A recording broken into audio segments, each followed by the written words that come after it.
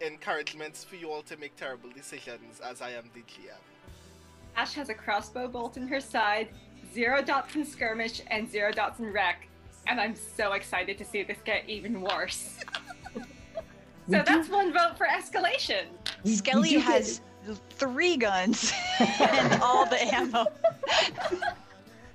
Crossroads has no guns, but Crossroads is a gun powered by ghosts. Have we established that your guns are special to you? I feel like we're establishing that your guns are special to you. Before this crew, they were my only friends. You've known us for 5 days. You've known those guns a lot longer. These are my babies. Yeah.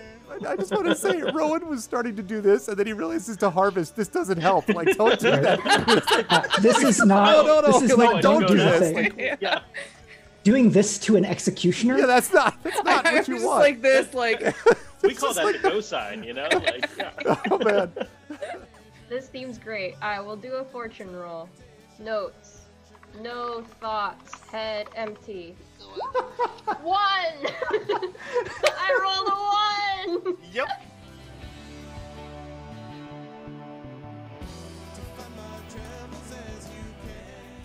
Define those travels, as they say. Welcome, everybody. Welcome, Arvanauts. Welcome, all.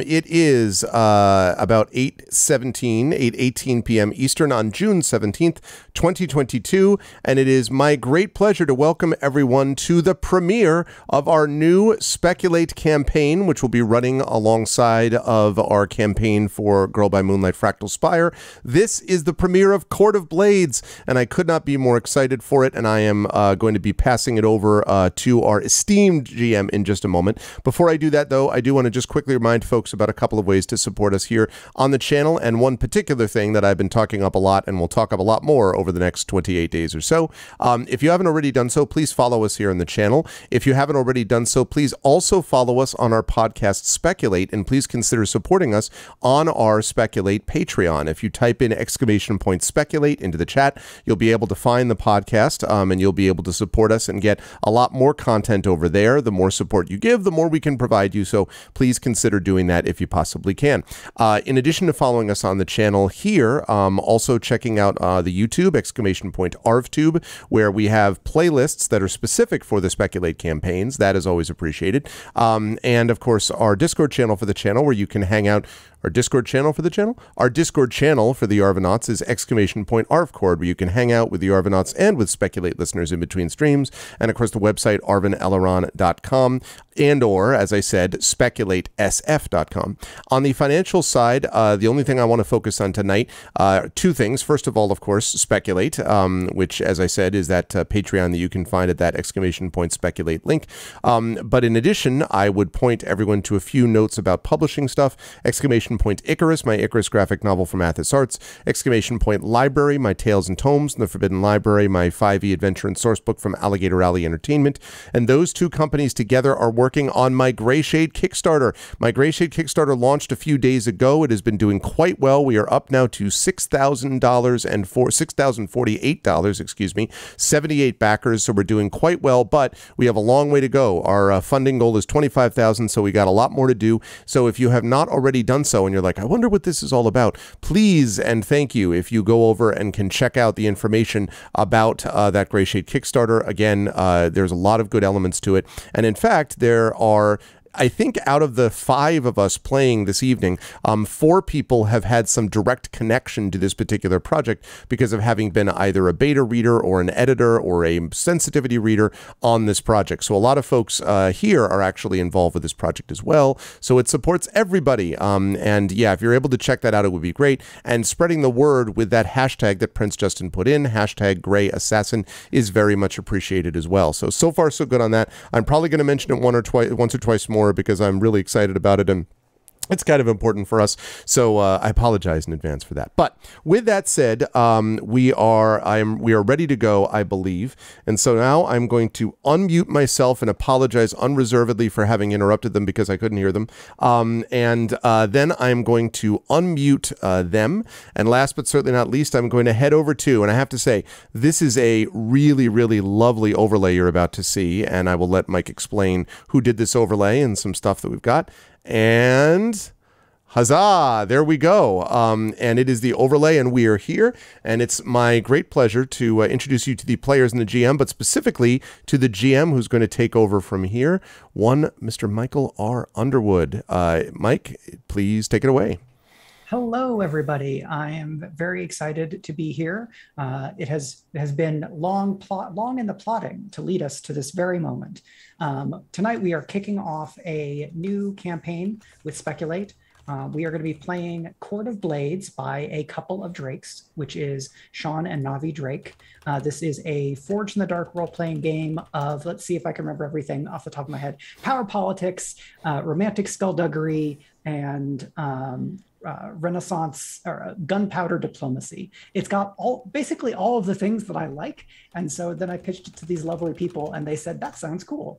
And in order to kind of set our stage for that, tonight we are going to be playing a cool world building game to create the city that then we will be playing Court of Blades in. I want to say additional thank you to the Drakes for providing this lovely overlay that we're using today. They've been amazing to work with and have, kind of bounced some things back and forth and are working on some other things. Once we kind of have a bit more of a sense of the setting, we're going to do some additional stuff. Yes.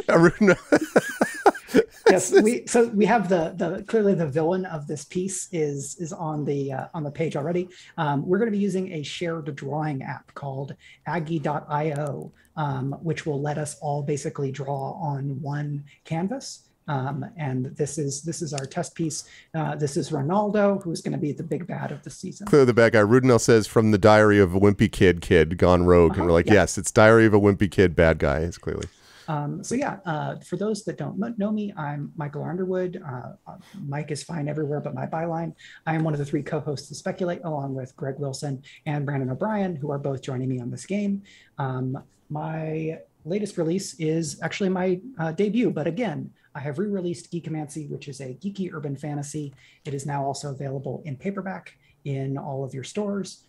So if you want a urban fantasy novel where your love of the Princess Bride will let you do amazing fencing, or you can channel your love of the Matrix to do bullet time, then go ahead and check out Geekomancy. He, him pronouns for me.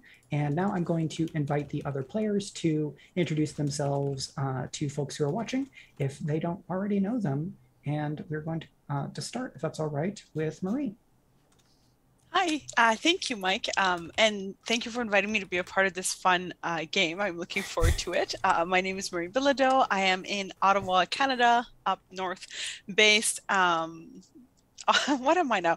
I am an author / novelist, which I don't think will necessarily turn out well in this particular city. And I am also a performing storyteller. So I've had the chance to tell stories across the country and some in the States as well. I am very excited to be here. I play in a few games on our channel as well.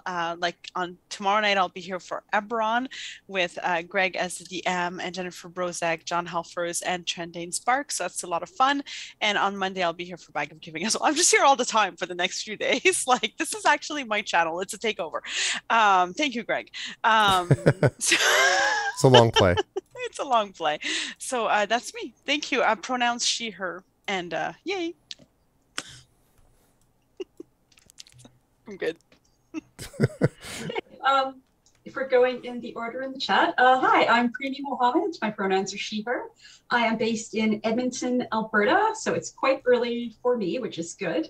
I'm a novelist and I also write short fiction, and I recently won a Nebula for my novella, And What Can We Offer You Tonight, which is with me on Hemlock Breath. Thank you. My most recent book out was The Boy Descendant, which is the 3rd book in the Beneath the Rising duology. So that is complete now, and I hope everybody goes out immediately and picks that up so that I can continue to buy drinks and drink them while playing tabletop role-playing games.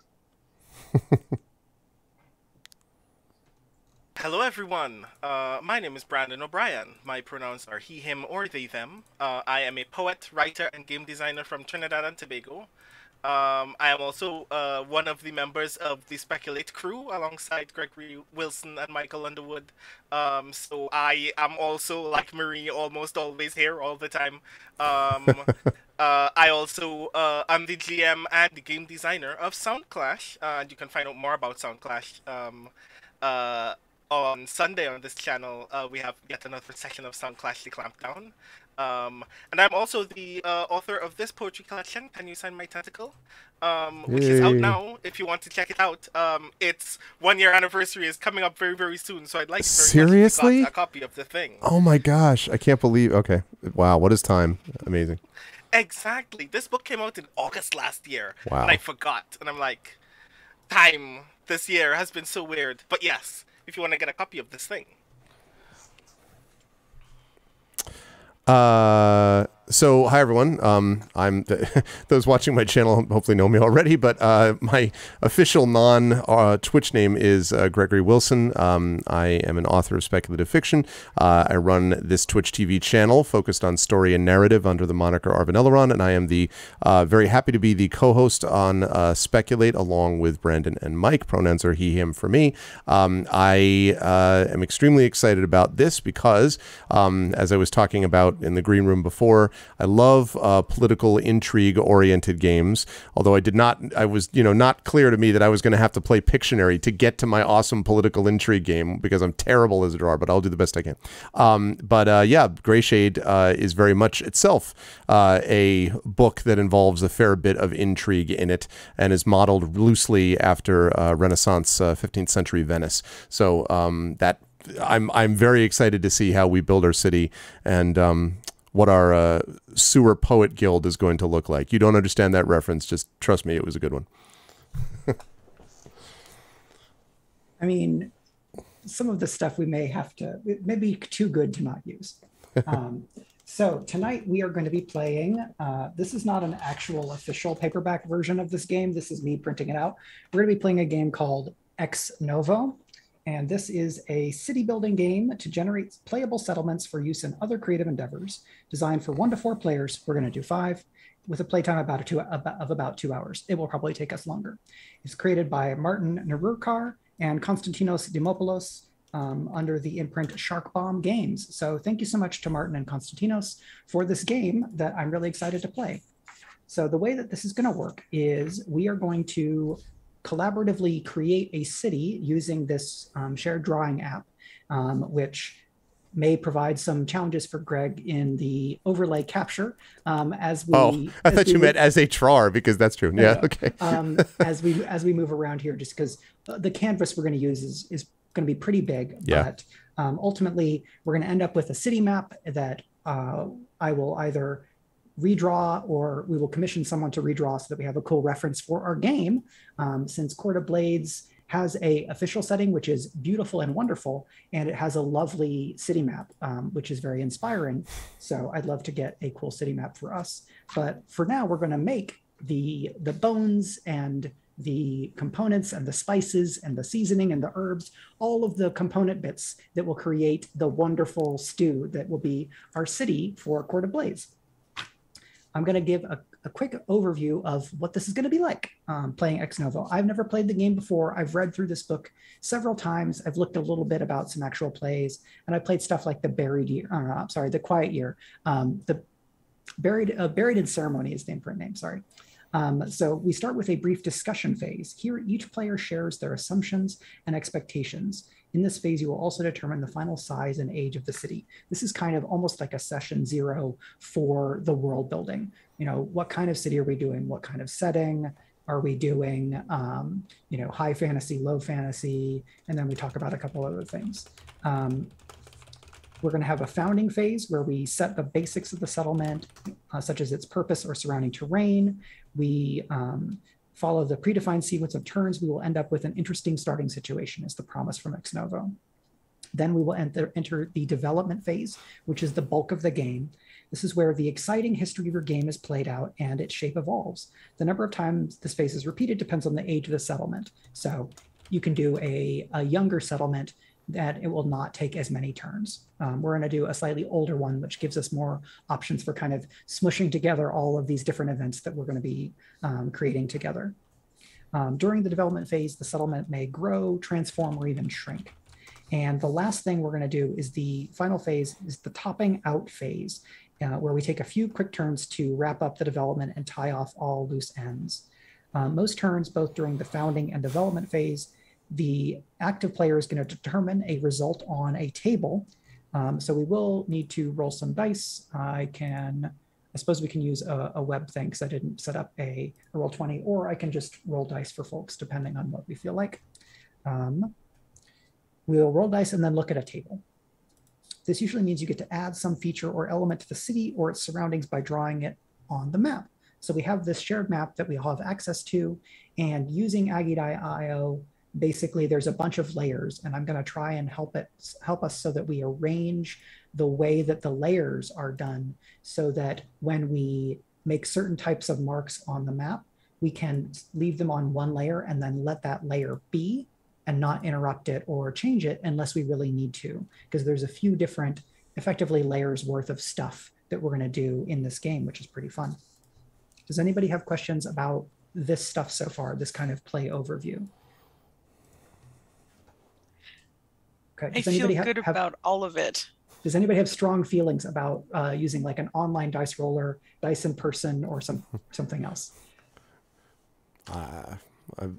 Listen, if we're not using dice that have been formed from the magma rock, no, I mean, it's fine. It's no difference at all. So I think for each of these, we're going to need, you're going to want to roll up to 3 6-sided dice. So I just Googled online dice roller, and there is a built-in app, at least in Google Chrome. I don't know about other browsers, but you can probably use calculator.net other for a virtual dice roller. I'm going to get real dice, actually. And if you have real dice, they will make the glorious clankety clank sounds. Yes, sold. So we've got that.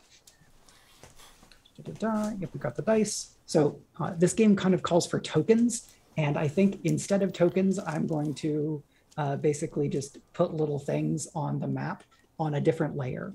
This game, I think, will absolutely thrive if you're able to play it in person with people, where you've got a nice big table and you can just pass whatever you're using, the pens or markers around.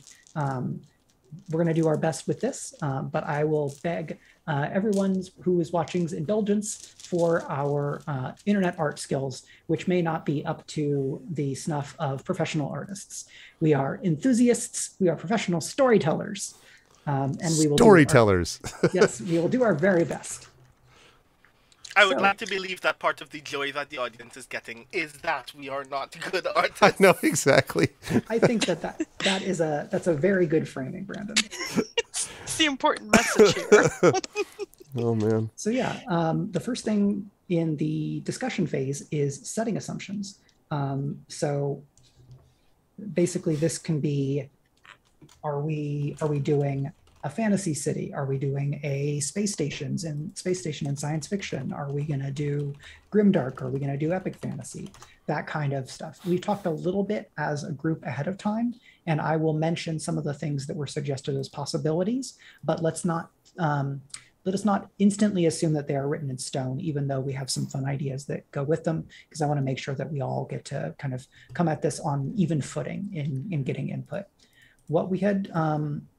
What Brandon, Greg, and I had talked a little bit, and this kind of mostly comes from Greg and Brandon talking, so I want to give them specific credit, was a kind of Renaissance, Venice-ish city, and a setting where there was a nation or an area in the region that would, as the city draws on kind of Renaissance Venice or other like Italian cities, that this other region might draw on the history and culture and maybe kind of climate and geography of the Caribbean. And I really like that idea because it lets us position this city as a place that is well connected and very connected to other places in the world, where it becomes a port of call, a crossroads, a crucible of politics and intersecting agendas. So that leaves a lot of options, but I'm going to put that on the table and see how are we feeling about that. Are there other like core elements that people are interested in introducing and discussing?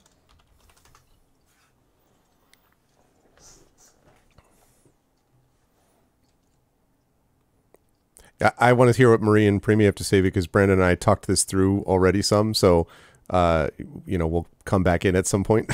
But I want to hear what Marie and Premee think.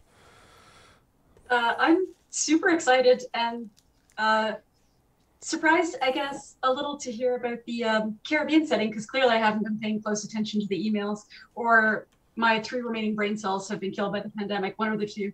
But I'm super excited. As people may or may not know, my family's from the Caribbean. I've only been back there once, and would have liked to stay longer. And I was very interested by many things there. For example, the British influence in Guyana, where I was, and also the absolutely amazing size of the bugs that always come at you because they have boundary issues. And yeah, mosquitoes the size of thumbs. Yeah, but then like frogs the size of your thumbnail, and you're like, why are you so small? What are you eating? But anyways, I also like the idea of the physical challenges of siting, say, a large city in the Caribbean, just in terms of resourcing, fresh water, the proximity of an ocean, the climate, that kind of thing. I like the idea. Premee is all excited, and I was going to be a complete pain in the ass and go, no, we need to have a colony based on a moon that's half shattered and has no atmosphere, and there's no technology to keep people alive. But no, I will not. I will not be the difficult one for fun. It was just completely for fun. I love the concept. I think it's fun. I am excited to go and build our sewers. Brandon and Greg, do you want to unpack any other elements of what you were talking about, or some of the kind of the emotions or ideas behind kind of what I mentioned earlier? Go ahead, Brandon. So I have a lot of feelings, so I'm glad to share at least a portion of them. One obviously very much being, whenever we talk about tabletop stuff, there are setting images, setting motifs that people gravitate to a lot. People like Europe and all of the past of Europe. We like the hostile implications of the future in a developed nation like the United States, but you don't see a lot of anything else. And also being from the Caribbean and presently still being in the Caribbean, I'm like, why don't we do not that, but this instead? So I'm very intrigued, obviously, by the idea of taking a lot of the otherwise still very clearly understood trope language of a lot of fantasy fiction set in historical Europe, but just take that time period and move downwards and to the west a little bit, and try to focus on some of those touchstones from a Caribbean perspective as well. One of the other things that I was particularly intrigued by as a result is whenever we tell courtly intrigue stories, we often set it in nations where all of its bordering rival territories are landlocking it. But I'm also very intrigued in the converse with the idea of the story being set in an archipelago, where all of our rivals are on other islands, where the nature of conflict is therefore far more volatile. So I think that would be particularly interesting. So Court of Blades, kind of vanilla Court of Blades, and I'm going to say vanilla. I love the flavor of vanilla. It is not a bland flavor. It is an incredibly powerful, wonderful flavor. Yes. So shout outs to the Drakes and that core setting. I want to make sure that I'm giving it recognition. I am about to finish a home game playing Court of Blades offline, or like not broadcast, with some friends. We've had an amazing time using the setting from the book itself. So that setting is kind of 17th century-ish. Their magic is not uncommon. Anyone can do magic, but there are people who are especially adept at magic.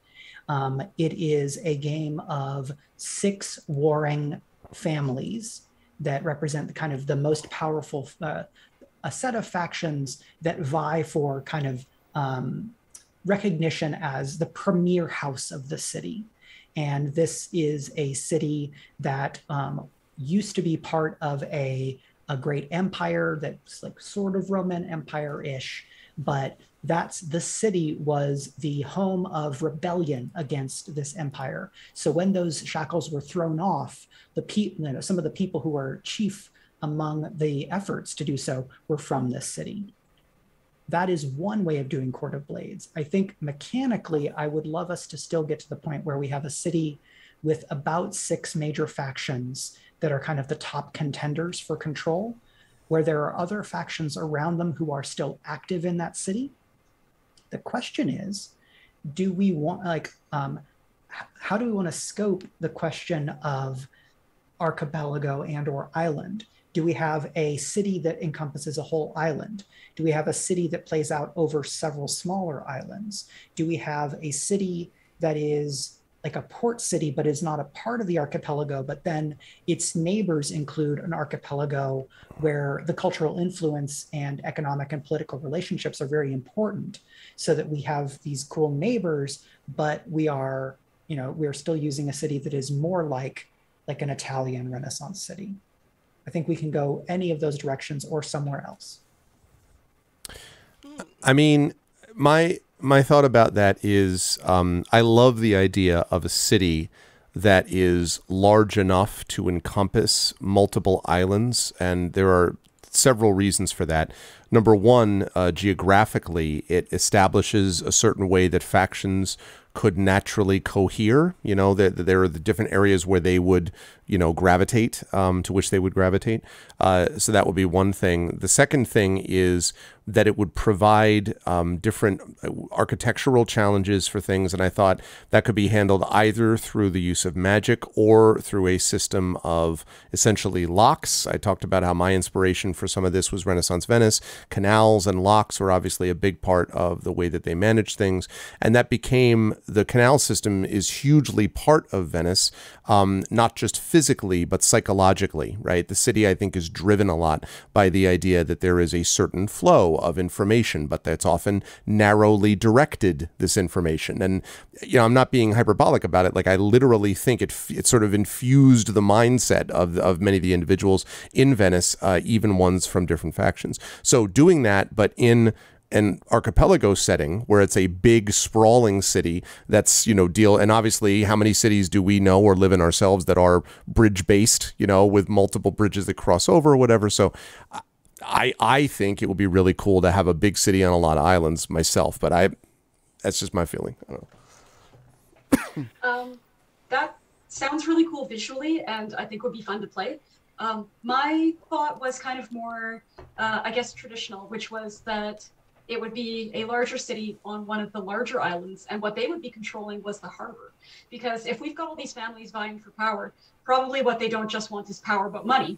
And to do that, you want to control the trade. Sure. To do that, you want to control the docks. So maybe this is the only island that has a good harbor, and so this is where all the trade flows through. Because on those little islands, you literally cannot pull up a large trading ship. Like, you can't, it can't get near. So if you have a good harbor and only one spot in this archipelago, maybe that's what people are fighting over. I'm thinking back not just to like physical geography, but also to sort of human motivation. If I was writing this as a story, I'd be like, well, what are they fighting over? They're not just fighting for the heck of it. They're fighting because they want something. And if they have it, the other people cannot have it. So I thought maybe control of the docks, control of the harbors. Anyway. Is the harbor then theoretically jointly controlled, but there's all kinds of problems with how that actually gets played out? You know what I mean? Yeah, maybe. Or maybe it's like Dune. Maybe one family was just controlling it, and another family has just either muscled their way in or taken it over or bought them out, and now everybody's ticked off. Okay. Nobody wants to align with anybody else because they hate them, and some people do want to align, but there's a lot to get over because there's history there. I don't know. In Court of Blades systems, we might end up with a faction that are the harbor masters, or the harbor faction, but then they are loyal to whichever faction is at the top. At this point, what we'll want to do is think about, how did this city start? If we're kind of headed in a direction of either a city on one island or a city across a few islands, at some point the city will have had to start, and we'll think about that origin, because we've already talked a little bit about like major geographical elements. So we're kind of dipping our toes into the next phase. But I want to check in real quick. Do folks have a sense of like what types of fantasy do we want? Do we want more magic, less magic? Do we want a variety of like sapient species, not necessarily humans, elves, dwarves, but any number of like other options? Or do we want okay, we are dealing with humans, or other kind of the big questions that often go with a fantasy setting? So I have actually kind of thought about this a little bit. I'm consistently in fantasy intrigued by what I refer to as the corollary to Clarke's law, which is any sufficiently complicated magic is indistinguishable from technology. So I'm very intrigued by the kind of like Final Fantasy VII Magitech version of fantasy, where there is clearly a kind of magic, or even several kinds of magic, of which one of those variations is an energy source or something that is otherwise generally useful for the way that technology has advanced in this space, such that we can like have something just on the edge of steampunk, or even further beyond from that point, that is powered by this magic, so we can have everything else be older than that and say, but because we discovered that this thing is really cool and very efficient, we've decided that we can have trains that run from one island to the next, or stuff like that. Brandon, are you just really hyped because we had the Final Fantasy VII news a couple days ago? I didn't even see that they had a Final Fantasy VII. Final Fantasy VII Remake Rebirth is coming out next year. Let's go. I have already thought about this. Okay, that's actually going to be hype. It's my pre-game of the year, and I don't even know. There were, briefly continuing this aside, there were people who were guessing when Final Fantasy Remake was announced as the title, that remake was going to be a verb, not a description, so that we would have Final Fantasy Remake, Final Fantasy Rebirth, Final Fantasy Reunion, or something like that. Reloaded. So shout outs to those people. Because it seems like they were right. Oh man, I'm very excited for that. Even though I have to get a PS5, it's worth it. Still, I love the idea of taking a big swing with magic. How does that sit for other folks? Yeah, I like absolutely. it too. I like the fact too that depending on how the magic is used, it could be another, you have the docks that are the harbor, that's kind of a big thing to control, but there could be also, depending on how the magic is powered or where it comes from, we could suddenly have another point of interest for another faction to control as well. So yeah, the source of the magic was the next thing I was going to ask. So you know how cities often end up built next to a river because a river is handy? Maybe the only reason these islands are all settled is because they happen to be like a high natural source of magic. It's like having silver mines, except the magic's like there, right? And maybe it's much less abundant in the rest of the world or something. So the first thing we do in the founding phase is figure out what kind of region the settlement was founded in. This says roll on the terrain geography table. I think if we all like an idea, then we don't need to roll here, because this was kind of part of our decision. But what we should do is we should make the first bit of drawing. Oh boy. I'm just going to double check whether when do we do the lines? Actually, while you're looking that up, Mike, I want to throw this out there so that my fellow players can help me not forget it. The thing that I wanted to pitch about this, because something you said, Premee, made me think about this idea. If there's a faction that controls the harbor because there happens to be let's say one area has a large amount of natural magic, right?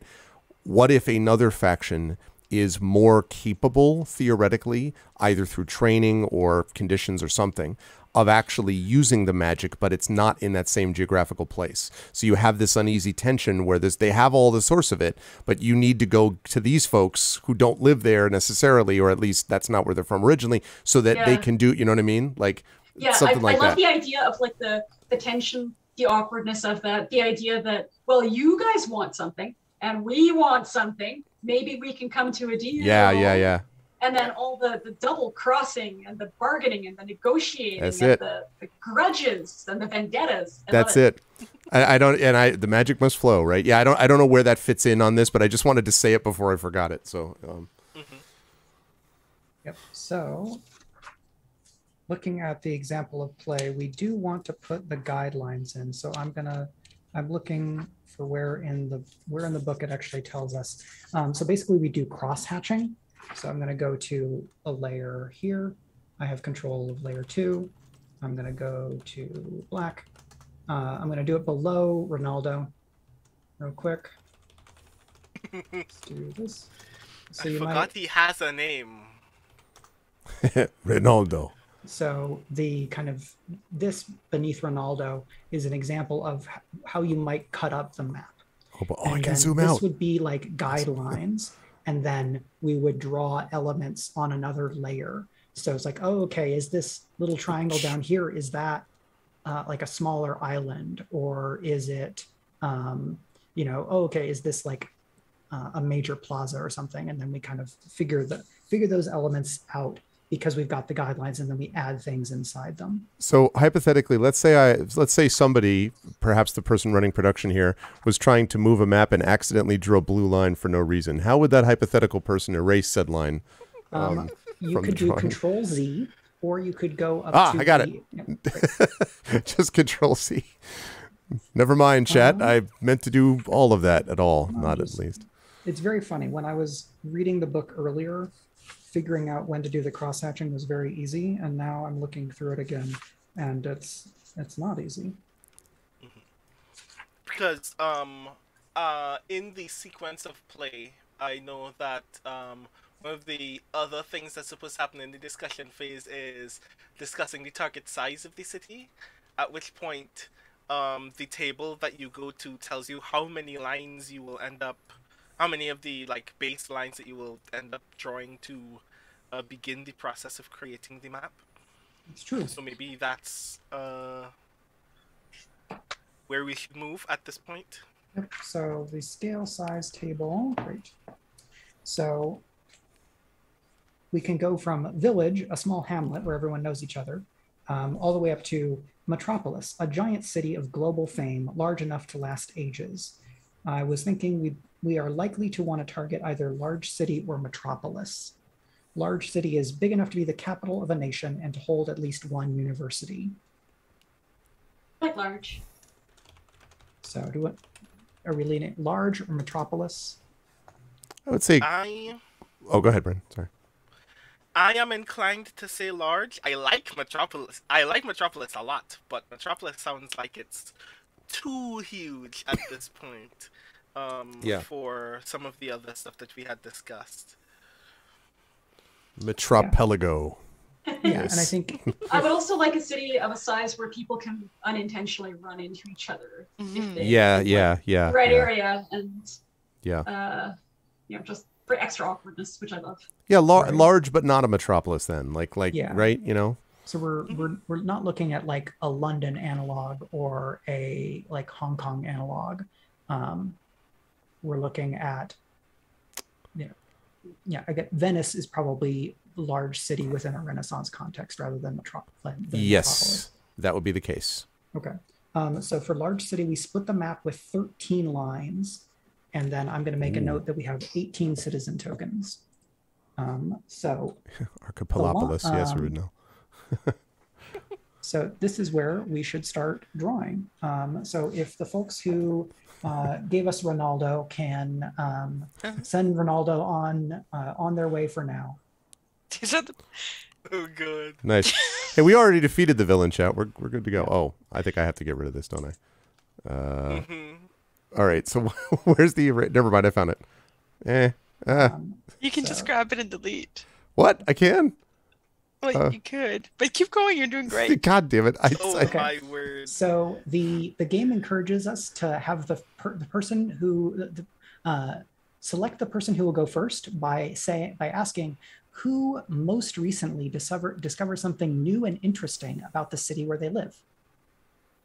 So did anybody make a recent discovery about something cool in the place where they live?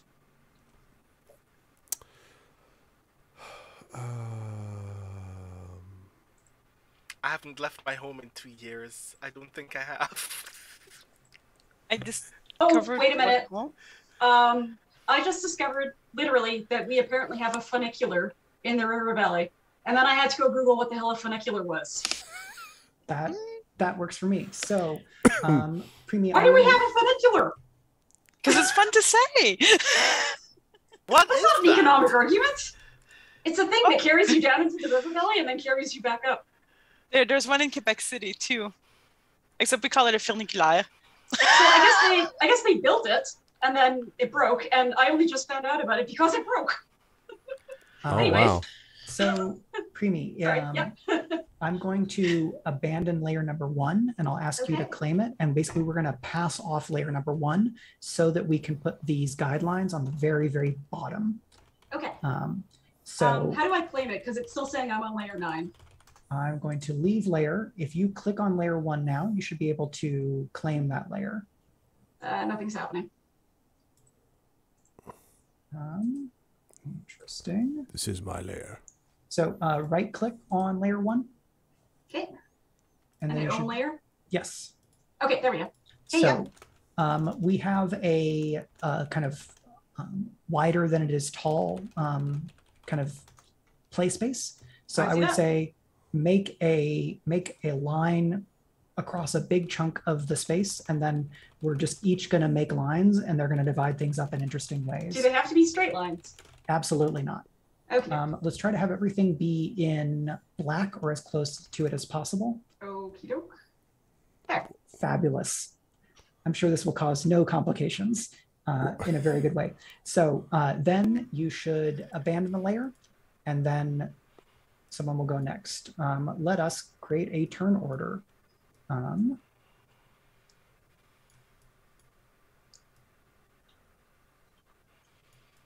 So I've set a turn order more or less by going clockwise in Zoom, if that's all right for me to do as the facilitator.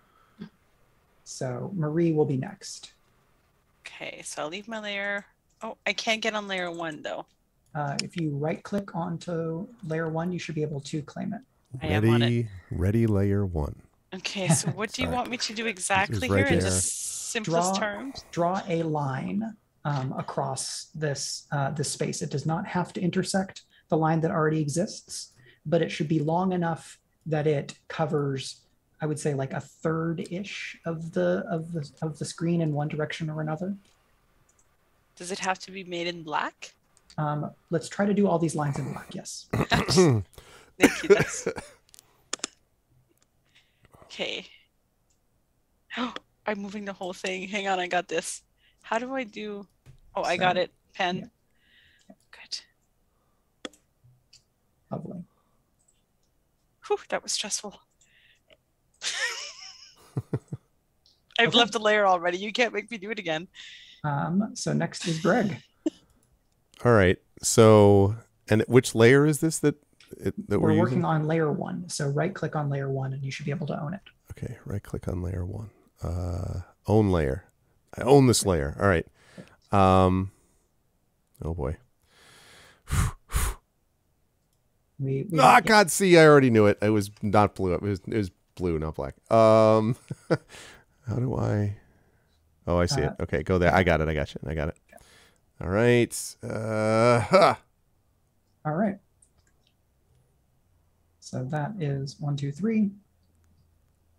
Brandon, you're up. So when you are done making a line, please make sure to abandon layer 1 so that we can keep moving along. Oh, I have to abandon it. Sorry. Leave layer. Okay. Yep. Now I can own this layer.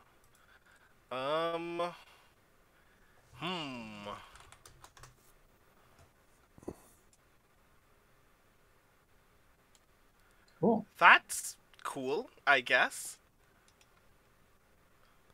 All right. So now I'm going to do, nope, I need to be in this. Please give me that. Nope, a pen. Boom. And, okay, so now we're back at the top. So we're going to do 2 full rounds, and then 3 people will go. And that will get us to 13. So that's my turn then. Yep.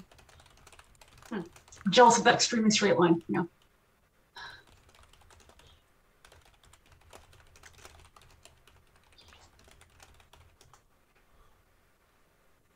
Okay.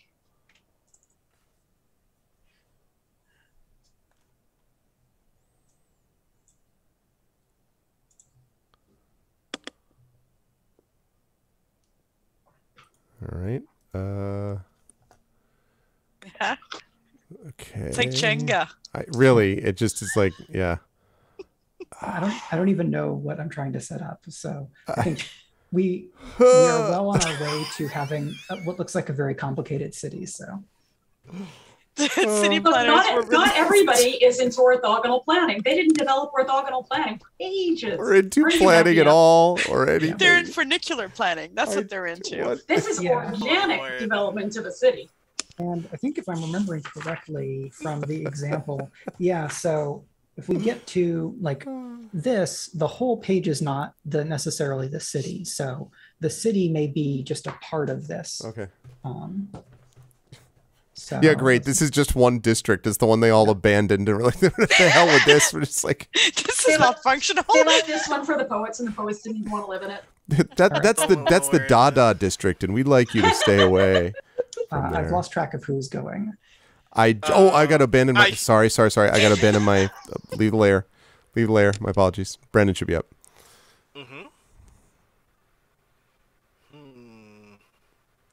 Let's do this. Okay. And let's see. Make sure I'm actually making a line this time. Oh. Okay. All so right. that's two rounds. So we'll have Premee, Marie, and Greg, and then that will be the end of our lines, and we'll see if we need to do any cleanup. Okay. Okie doke. The end of the line. That's ominous.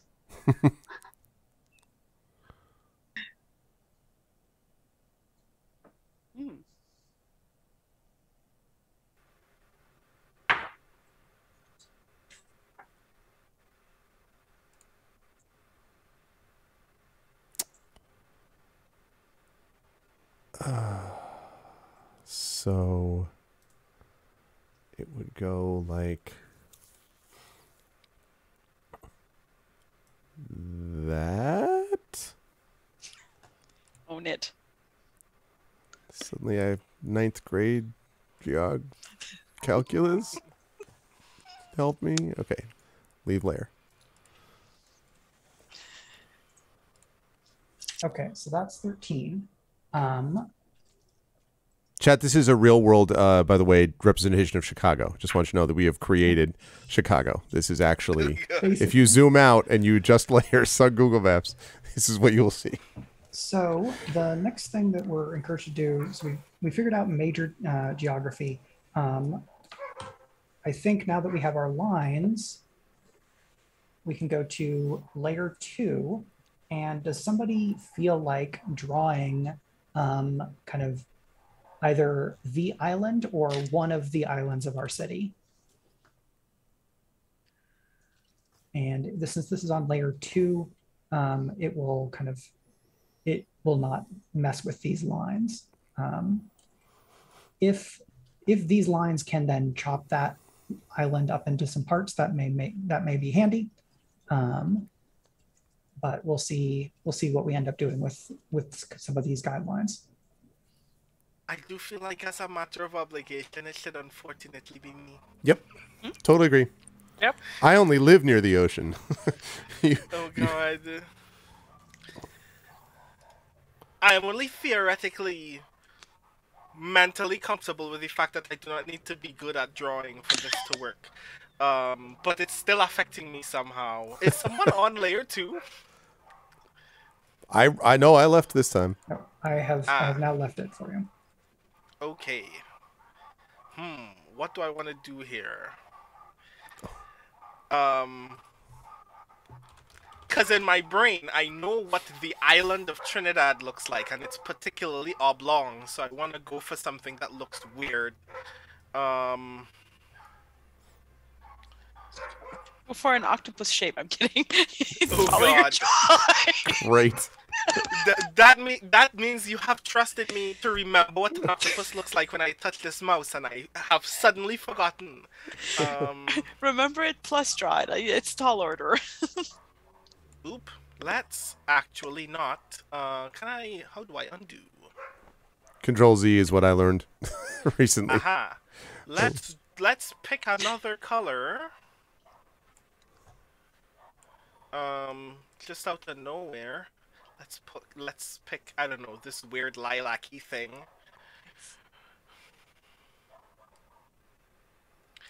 And you can draw whenever you're ready thing. There you go.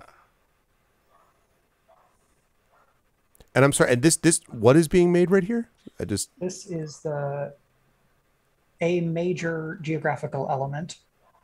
Okay. Right. So okay. If we do this, great. So I have moved layer 2 beneath layer 1 because we actually are going to probably want the guidelines to be above. So instead, I'm going to move layer 1 very high so that then we can kind of draw and the guidelines will still be there for us. Okay. Great. So we've got that. The next thing is that we're going to come up with, I think it's 1 to 4, 4 terrain features. So we roll in the terrain feature table and then draw the terrain feature. So I'm going to go find the terrain feature table, and then I'm going to invite folks to mountains. Terrain features, yeah. So Brandon, are you okay with other folks doing the terrain features since you made the major geography thing? Yes. Okay. I have lots of strong feelings about every single terrain feature, so I am the worst person to actually select one. I'm just saying, however, Trinidad is named Trinidad because a European explorer came to the island and went, "Oh look, 3 mountains," and that's it. So yeah, Premee, why don't you give me a 2d6? Okay. 2d6. So roll. Okay, I got a 6 and a 2. So a 6 and a 2 is an 8, which means a lake, a larger lake, or a series of smaller ones, maybe an oasis. Nice. What formed this lake and what creatures frequent it? So now we're kind of starting to talk about some other specifics. And Premee, you get to draw the lake on here somewhere. Oh, super. Okay, because I think what created this particular lake was actually a meteor strike. So weirdly, it's perfectly round. Cool. What layer is that? Layer 2 or layer 3? Let's have that be. That can also be layer 2. So Brandon, if you want to abandon layer 2 or leave right, layer yeah. 2, Okay, I keep saying abandon. It's not quite that violent. That didn't give me any stress at all. I'm like, but it says leave. Why I don't see abandon. I'm a fool. Into the darkness. Okay. I don't know what scale we're working at here, but okay. So a lake. Whoops. I thought I changed color, but maybe I did not. Okay. Finally, someone can actually use blue. Yay! Wow, this is less round than okay, well, not every meteorite strike is going to be completely round. So there was that, and then there was some ejecta that caused a few other lakes, and the ones that are in the poorer districts are crappy and terrible. They're more like ponds, and you can't really drink the water from them. But being an island, fresh water is always at a premium. So Very cool. that's how that worked. I also have an environmental science degree, sorry. So, Premee, do you think there are any particular creatures that to live in this lake? And do you think they came from did they come with the meteor, or are they something else? Oh my God, that hadn't even occurred to me. I was going to say yes. There's a lot of interesting island biogeography going on here. I just noticed, sorry, that I drew 2 of the lakes outside of our island. Sorry, lakes. Anyways, those are lakes in the ocean. Ocean lakes. Those are parts of the ocean where it's suddenly so much deeper than you would imagine. So yeah, there's a lot of weird endemic wildlife in these lakes. The biggest lake actually has some stuff that people have not even found, and those did come from the meteorite. And the local superstition is that you can't actually eat the fish from that lake, but a lot of people still do because you have to eat something. You don't always feel like eating from the ocean. Do you want to draw one of those fish or one of the other creatures? Yeah, basically I'm in so much trouble. Everything that has an important detail, we're going to try and put onto the map. And then actually... Sorry, that's layer 2 again? Yeah. Okay. I'm actually suddenly curious about a thing, Premee. Yeah. Because you mentioned fish and superstition, and you awoken a part of my Trinidad brain. So in Trinidad, there is the myth of the cascadura. There is a fish in Trinidad called the cascadura. Oh yeah, we call this hassa, I think. Yeah. Yeah. And Trinidadian folklore dictates that if you ever eat one at any point in your life, you are destined to return to the island on the day that you die. Oh my God, that's so interesting. Anyway, we have those. They're a type of armored catfish. And they're tasty. And, I hear that they're good. I am not a fish person. Okay, yeah, I've eaten hassa, so same thing basically. So yeah, there's a lot of different types of catfish. There's a lot of different types of freshwater sharks. For the lake that's by the ocean, there's also some saltwater sharks. Maybe I'll draw one of those sharks. I like your little sea monster. Yeah, that lives in the big lake. So it's actually not that safe to so that's a shark. And here are some fish. Very cool. Wow, that's really good resemblance. So our next feature, Marie got a 7, which is a river. A smaller branching river or a large meandering one. What travels on this river? So Marie, if you want to draw us a river somewhere and then answer the question of what travels on this. Which layer would you like this on? Let's start doing these elements on layer 3. So I'm going to leave layer 3. Okay, I'm in it. I'll do a nice, a meandering river or a shorter river, eh? Yeah, so does this go? Does it have to be above ground? As long as we can put a visual representation on the map, I think it's up to you. Okay, so this is what I'm going to do. It's going to be very artsy, okay? So this river, you can see it here, okay? But this darker blue is the underground offshoot because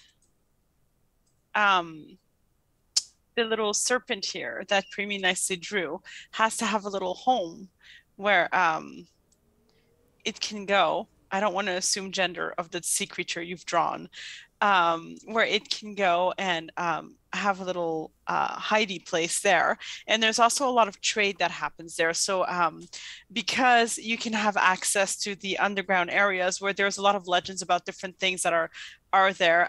There is actually these kind of magic steampunky submarine fish. They don't hold people, but they can be controlled more or less by magic or radio, whatever we decide it is, and they can go under there and they try to extract some of those minerals or some of what's under there to make some money. There's legends that say people have made fortunes off of this. Some people say that some of the factions have made good money off of this, but nothing is proved that this is true. Above ground, it's a very scenic little portion of river that is mostly used for parks. Families hang out there, but there's a couple of large mansions that actually go over the river so that the river goes underneath them so that they can launch their underground activities in peace. So there's a few, probably about 3 mentions. You want me to draw mentions for you? I'm joking. Or am I? Premee asked a good question, which we should probably talk about. What's the kind of geology of this island like? Rocky. Because it makes a big difference. You know, if it's founded on limestone, it could be like Florida. It's riddled with sinkholes. Every time it rains, a little bit more dissolves. If it's volcanic, it could be it could be riddled with pockets where there were eruptions, where there's lots of air trapped. That stone could be really fragile, or it could be really, really hard, difficult to tunnel into. I don't know if this island has any like underground tunnels or anything like that, but some types of bedrock make for easier construction than others, and it also affects the type of soil that develops and the type of agriculture you get. Anyways, I'll shut up. So we've got 2 more terrain features, and maybe once we've done the 2 of those, we'll have a better sense of our rock situation. Greg, do you want to give me a 2d6? Sure. I'm going to be using these dice, which remain the coolest dice I've ever received because they came from our Eberron game. Come on, focus. These are made from crushed glass, and they were inspired by a creature that my players' characters ran into moving into the Mournland in the Grey in Eberron. And he was like, this is great. And so he made these dice. And I was just like, that is the greatest thing I've ever seen. Freaking awesome as hell. So 2d6. 3. Caves. So is this a single notable cave or a region riddled with holes? Where do these caves lead? And what calls these holes its home? So you're going to add one cave or some caves. Okay. Are these on the main island? Are they on a nearby island? Are they underwater caves? Okay. What layer are we still doing this on 3 or what? Yeah, let's do this stuff on 3. Okay. All right. So let us say that there are, I don't know how big to, that is not what I did. I want this over there. Okay. Let us say that there are 3 caves, but the 3 caves are connected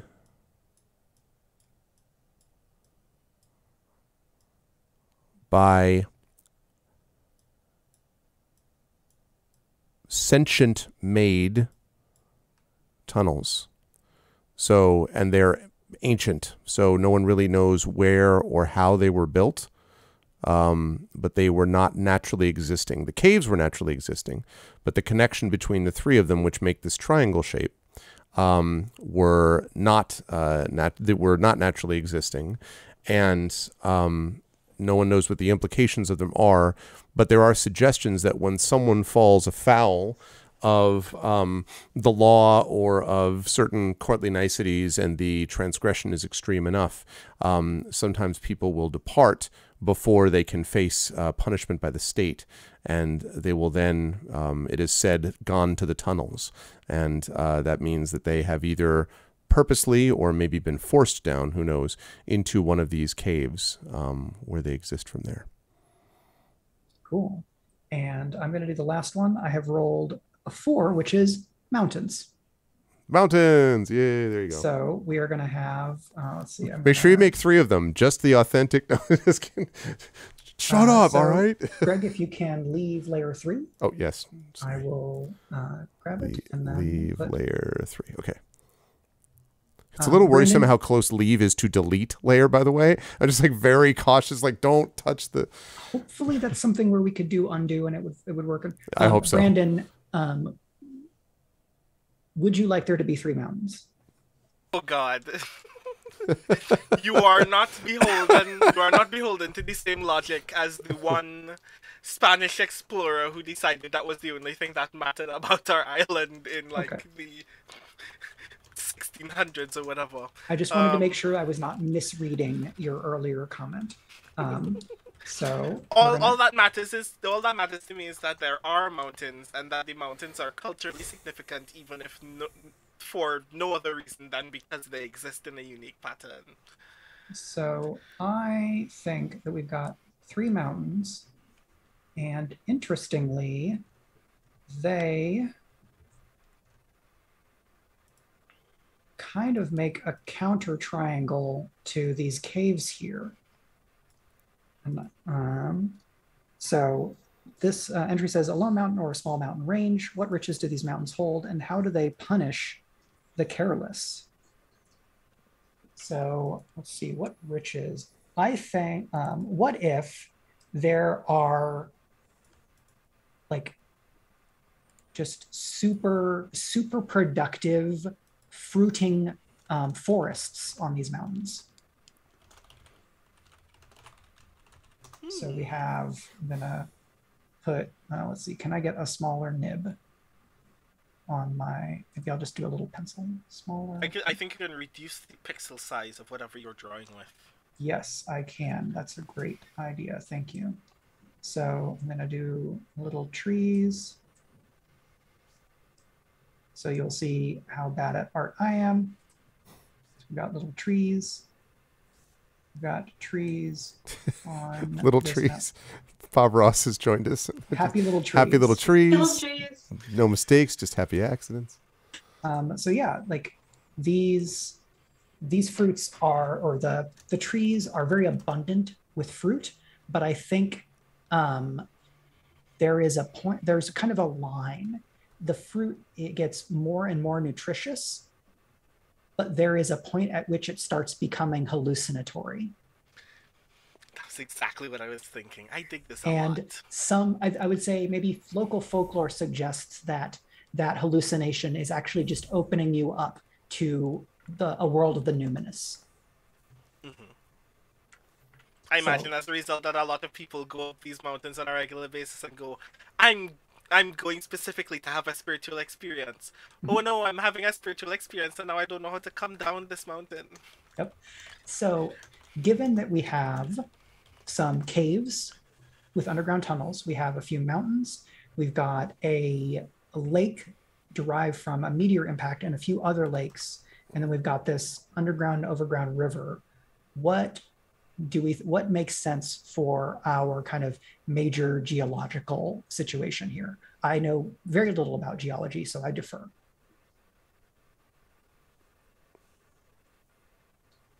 Well, I'm still sticking with the either there were extant volcanoes here or there were undersea volcanoes here that ended up making this chain of islands, kind of like our own Ring of Fire, where some of the islands are, you know, below the water, some are above. But that would also explain why you can have so many fruiting trees growing on a mountain, because mountains aren't really known for having good soil. But if it's volcanic soil, then they probably do. So I'm going to say that the islands are volcanically based. And that explains the caves, and it explains the fruiting trees, and it explains why they're still able to be fresh water on these islands, because the infiltration rate isn't very good, so they can keep lakes, they can keep rivers, and that explains the underground river as well. Yeah, and that to me sounds like this would be a great place to try to build a settlement, right? Yes, yeah. So that sets us up very nicely. So other starting stuff. Founding location. Now we have our surroundings. Let's find out what about this place was special enough to found a settlement here. We have a little bit of that. Access to a useful trade route, terrain that is easy to fortify or defend. So Premee, I think you gave us that detail about really rich soil, unless we want to do something else or come up with another detail. Well, there's lots of good soil everywhere. Maybe this place is, again, also maybe it's on a major trade route. Because people don't found things just kind of wherever, you know, there has to be an attractant. And it has to be something they don't have at home, otherwise they wouldn't leave. Yeah. So maybe in this case, it could be magic. I don't know. They're sea monster fans. We can also do a roll on a table for purpose location.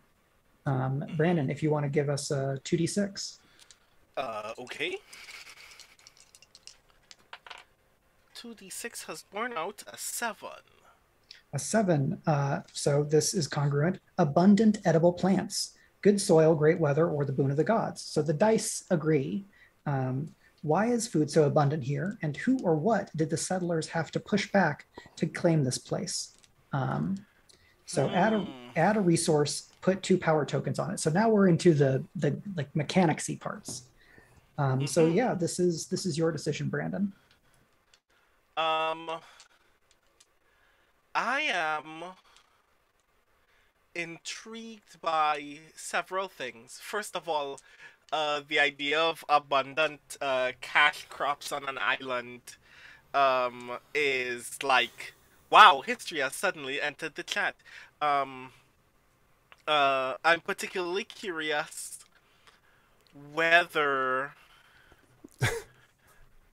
I mean, yes, but I'm particularly curious if what all of the weird stuff that we have already discovered about this island kind of accidentally reveals that it is in its own way essentially a boon of the gods, that this island just kind of like stumbled down a hill of several magical coincidences that have made its soil just like particularly fertile in a way that is actually impossible for most. Like, you don't need to specifically do anything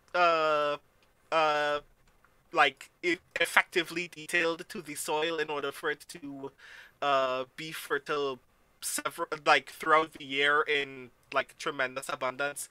It has the capacity to add random qualities to the plants that it bears, even compared to other islands in the archipelago that cannot tender non-native plants very easily. You could just bring any seed from any other part of the world and just plant it here and it'll just do the thing. So I'm kind of intrigued by the idea that this soil is just kind of magically powerful in that respect. So Brandon, what you should do is, if you can draw a representation of the resource that is these abundant edible plants somewhere on the island, and then I'm going to go to the layer that we're going to use where the power tokens are going to be, and I'm going to put 2 by that resource. So should I be on a layer? Should I just do this on 3 like everything else? Let's do, since this is going to be a resource, let's do resources on layer 4. Okay. Which should now be available to you. Now I need to figure out how to draw a plant. Since this lake is here and this mountain is here, I feel like this is like a key place to put something. Let's see how small I can make. Ooh, nope, that's huge. Is that 3, 4?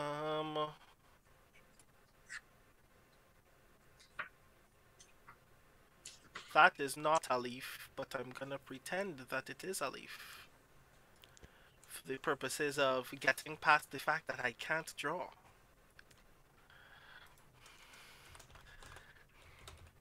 That's not helpful at all, is it, Mike? That purple smudge next to the easternmost mountain. I would invite you to draw something larger. Yes, I figured. Like the nicest way of being like, please try again. Like it's just like I would invite you to. Because we went impressionistic with our district lines, we're just gonna find ourselves in some situations where things are a little crowded, and having stuff be clear is gonna be really handy, I think. If I will do it on the mountain then. Let's see. Still not a leaf. Still gonna tolerate it for the time being. This looks nothing like a leaf, isn't pretending to be a leaf. Is the purple thing a leaf? Yes. Okay. I forgot how I used to draw leaves when I was in elementary school. All right, so I'm going to put 2 power tokens. These are on layer 5. I've also made a note that this resource has 2 power tokens. Brandon, do you have a name for this this abundant crop?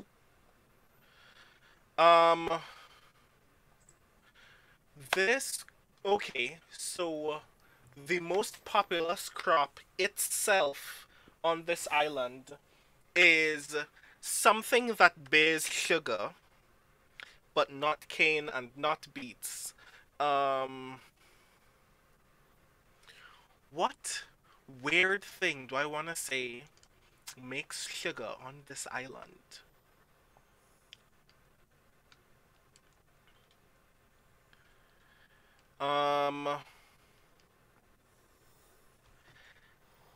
Let's call them queen apples. Let's say that there is this like, it looks almost like a dragon fruit. It like lilac to crimsonish, scaled, apple-esque fruit that grows on trees. It is the cousin to the things that whatever other fruit grows on those trees that becomes increasingly more hallucinogenic as you ascend. But it is also responsible for making some of the best sugar in the region because you can make large quantities of it with very little processing of its juice. So yeah. Fantastic. So our next thing, we have purpose location, and now we have purpose decision. So I think going around the circle, Premee, do you want to roll 2d6? Yep. Total is 9. The dice tell a story. Colonization efforts. Now we can boot that if we want to not, but this is what the entry says. The time-honored practice of putting people down somewhere to claim land. In whose name did this happen? Was someone else displaced for this? So, as mentioned previously, these are suggestions. They need not be binding. Yeah, I don't know. I mean, I'm not straying into actual Caribbean history because this isn't really the Caribbean. We just made it up. So I think there actually used to be a different civilization here. The island was then abandoned and sat abandoned for some time. And then there was an empire of some kind. And after a war, they decided to reward their veterans with land. And they put a bunch of them on a ship and said, we heard that this place was pretty good, and you may even be able to find pre-cut building stone to build with. So off you go, have fun, watch out for the fruits. This is your reward and your pension for having fought in the war. Nice. So essentially the reverse Australia. I was just about to say Australia. Exactly. I was like, yeah. So in another part of the ship are the criminals that. Well, like a bunch of veterans aren't going to be criminals anyway. No, I know. It's all about it's all about who does the naming, right? Of course. But yeah, they survived their tour of duty, and now this is their reward. And they're like, some of them are very excited, and some of them were like, wow, this is not a reward. I don't want to live here. So just you will basically draw the first district. So this is the first district that people settle in this kind of this wave of colonization that we're playing, not the previous civilization, but this group. So this group that showed up. Yeah. So what color? Let's do districts as we can do red. It says districts of places where the people of the city live, work, and socialize. They are generally mixed use, but you can, especially in more technologically advanced cities, mark the districts for residential, industrial, or mixed use. Districts are closely linked to the citizen tokens and therefore have a density of 1 to 3 represented by the number of tokens within that district. I will add the token. For districts, draw an irregular blob that demarcates the district shape. It should be roughly the size of one region. So regions are... Luckily, I can draw an irregular blob. The regions are basically the chunks inside the black lines. Okay. What layer? Let's do this on layer 6, Okay. which should be available unless someone has already taken it, because I am not on it. Okay. I don't know. I'm putting on layer, so hopefully that works. Okay, cool. I think I had layer 6 because I don't know why. It was just assigned to me, so it's off now. Okay. The districts are generally drawn like this, where they are basically inside traces of the size of the region. So like just like some lines Yeah, so inside the region. Can you move that over a little bit on the chat, Mike? There you go. Yeah. Okay. A little bit. Here. Okay. Well, this is the first one, I guess, because they landed on the beach and then we're like, thank God, fresh water. So, because that's where the river is. Yeah, that makes lots of sense to me. So I'm going to add 1 citizen token here. So that is our decision. And citizen tokens are going to be blue, and they are going to be, actually, I think we can probably have them also be on layer 5, and that way layer 5 will be our tokens layer. Let's do this way, blue a little bit more like that, and then I'm going to do squares.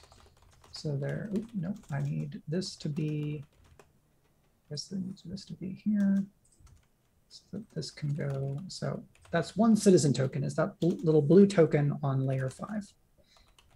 Cool. So then we determine our initial hierarchy. How is power organized initially in this settlement? So we're on the power hierarchy table. So Marie, if you can.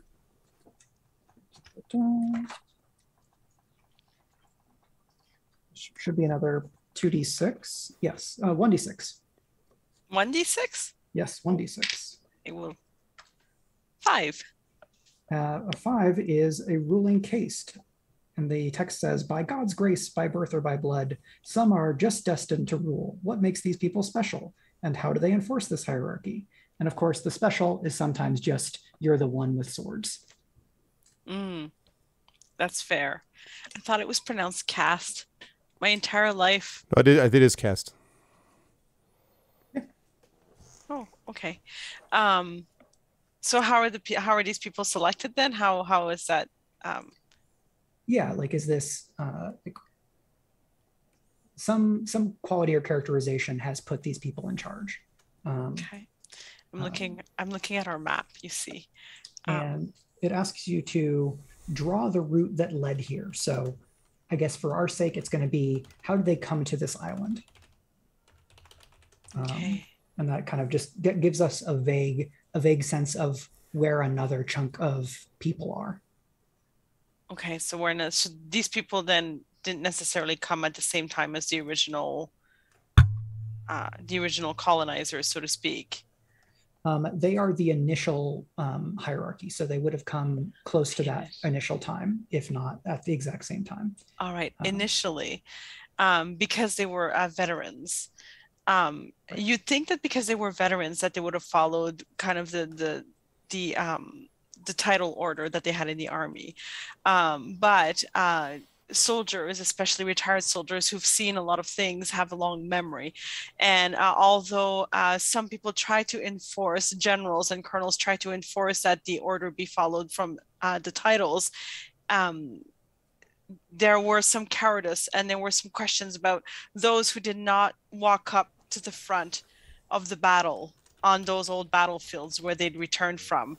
And those moments of cowardice, those moments of staying behind the field, those moments of sending men out and women to their deaths, to the front ranks, were remembered. And so the people who actually took over and who became that original ruling caste initially were the people who had the more acts of courage as opposed to the higher titles. They weren't the people with the most money, with the most politics, with the most resources, with the most connections. They were the people who got it done and were remembered for that. Very cool.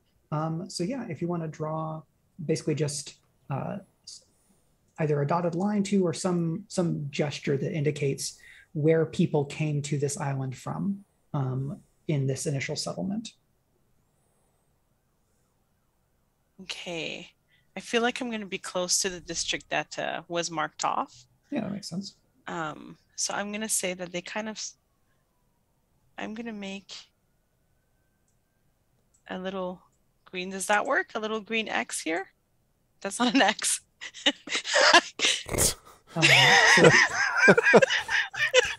Is this a French Canadian X, Marie? Like, so yeah, we're indicating where they came from. Oh, so outside the island. Yeah, where did they come to this founding area? Oh, from what direction? From? Yeah, did they come from? If up is north, did they come from east? Did they come from northeast? Did they actually come from somewhere else, and then they went around the island until they're like, oh, cool, river. Okay, I'm going to make an arrow now. Yeah, I think that makes a lot of sense. Okay, so they came from kind of southeast. Mm-hmm.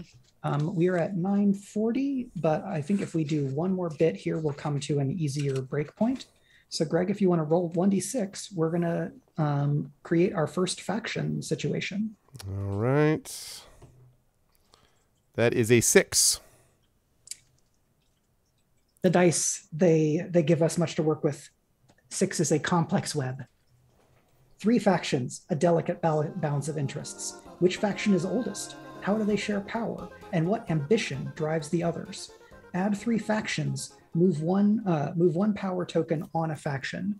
So I think that means put 1 power token on a faction. Now, if you want, we can take the break and then come back with the factions.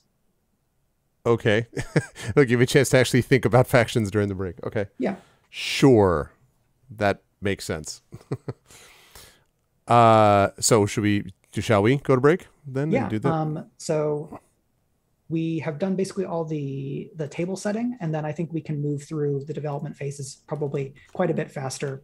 We'll need to determine how many of these we want to do, because I didn't do the age part. We did the size part, but we can do that when we come back.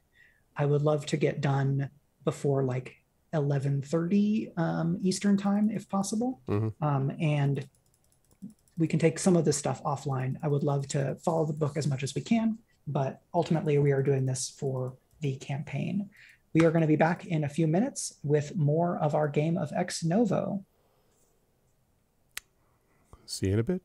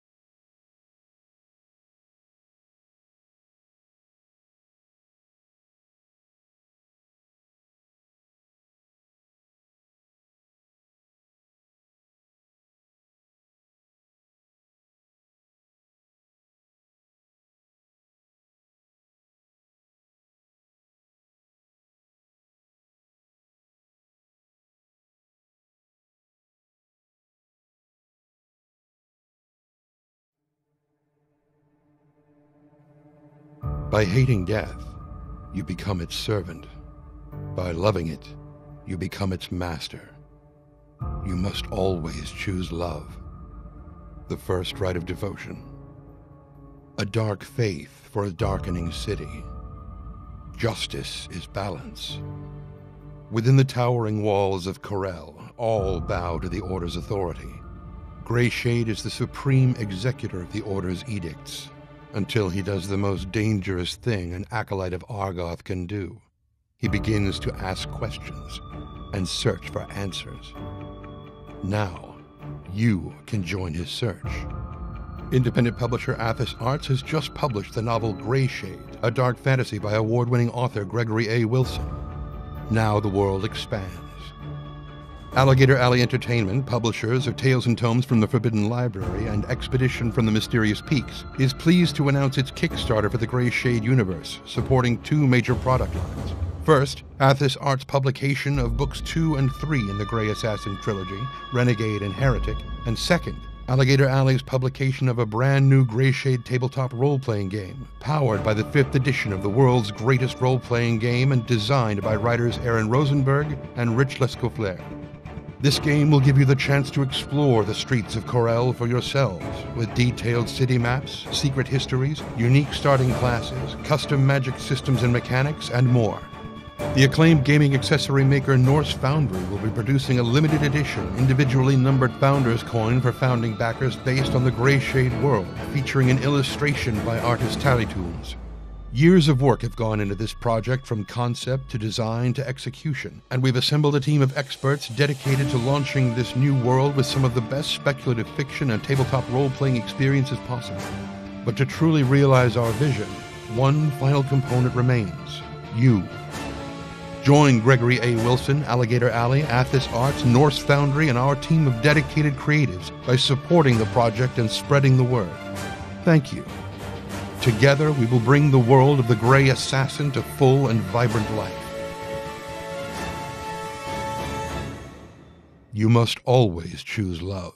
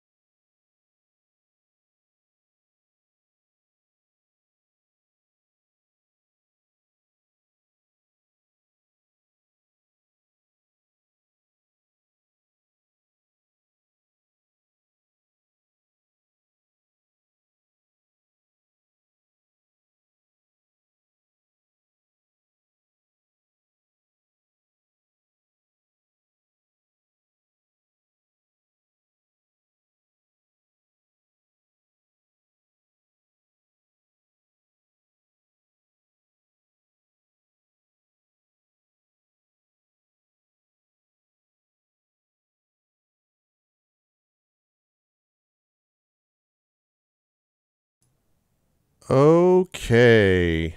Chat and viewers, welcome back.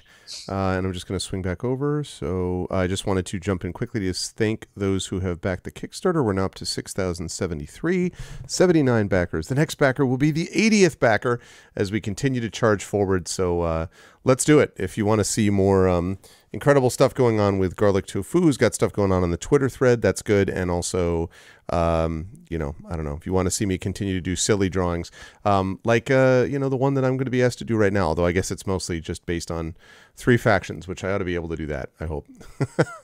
So, Mike, back over to you.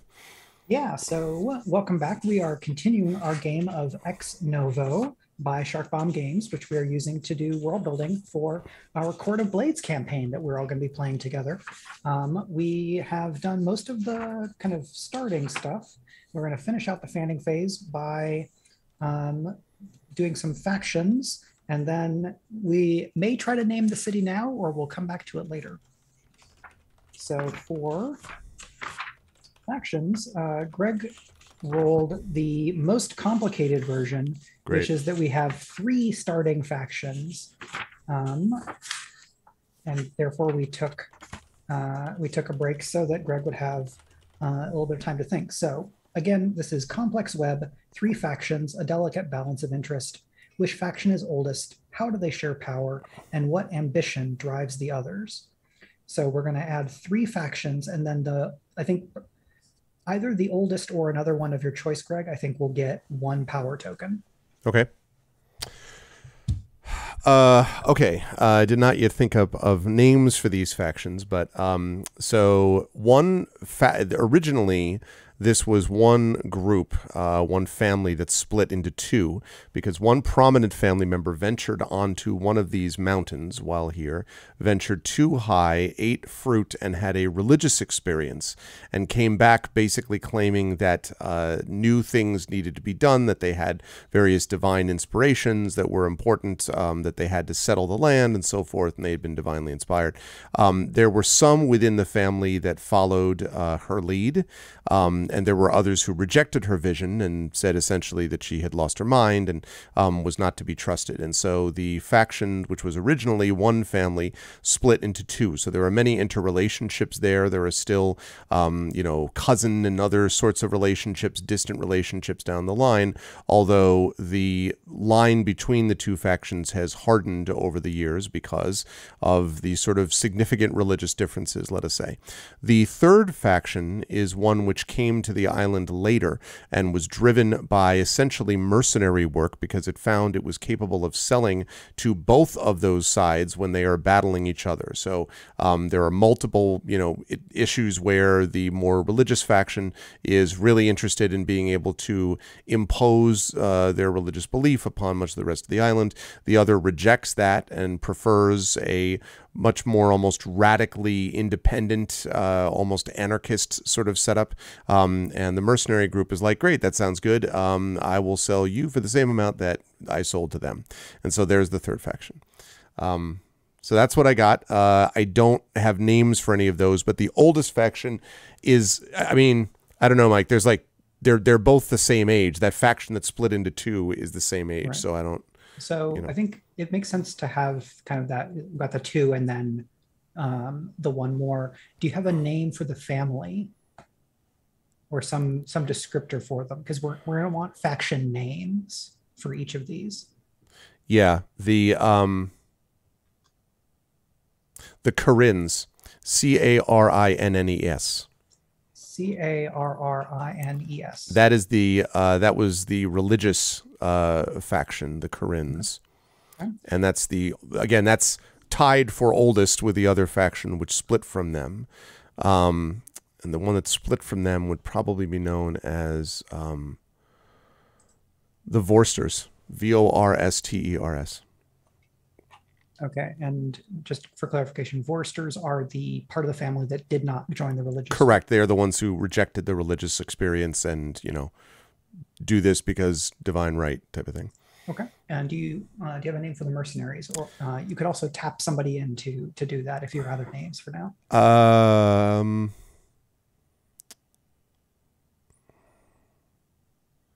Yeah. the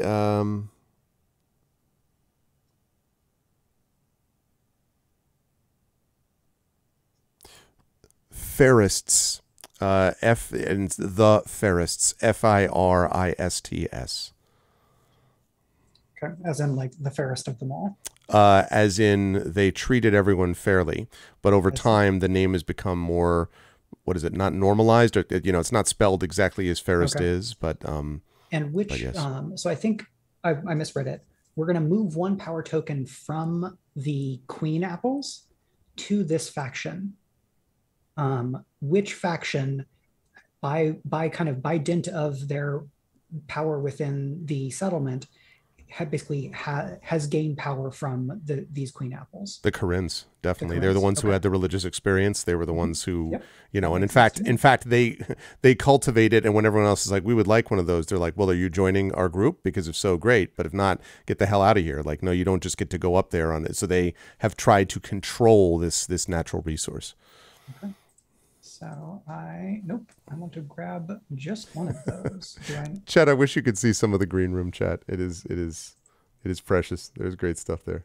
All right. I've discovered a failure. I should not have done the power tokens all on the same layer. So I'm going to move them away, and then I'm going to make new ones. Also said, the Corinnes are no relation to the Karens. The Corinnes just, they just behave the way they do, and they don't need to call the supervisor because they think they are the supervisors. Okay, and so I'm going to put one power token over here, and then I'm going to try to draw a very narrow name.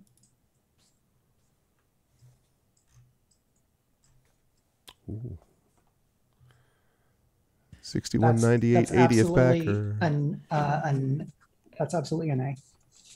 Great. So we now we've got our factions. Does anybody have an idea for a name for this settlement? This doesn't have to be the name that we are using in Court of Blades, because cities change names all the time. Hey, Mike, can you add an E to the end of that? Carrin?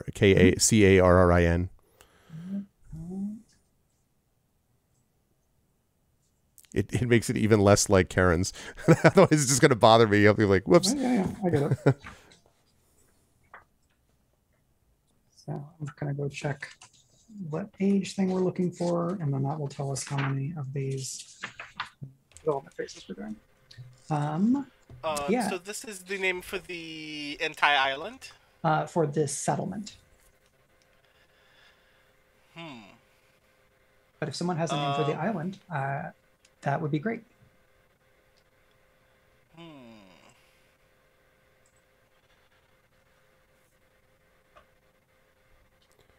Just for anyone who's unaware, the chat is already suggesting calling it Trinidad. So. Oh God. I want to note that I am not joining in on the. I am respecting the.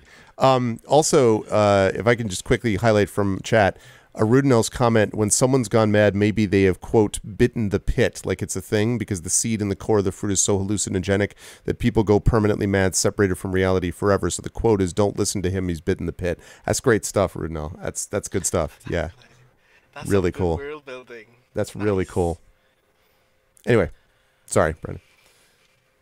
I do not think I have a setting name. I think I'm going to pass that on to that settlement name. We can come back to names. But if someone has a name for the settlement as like the first thing it was known by. Oh, then I bet it was something military, right? So they would have just called it like base camp or something like that.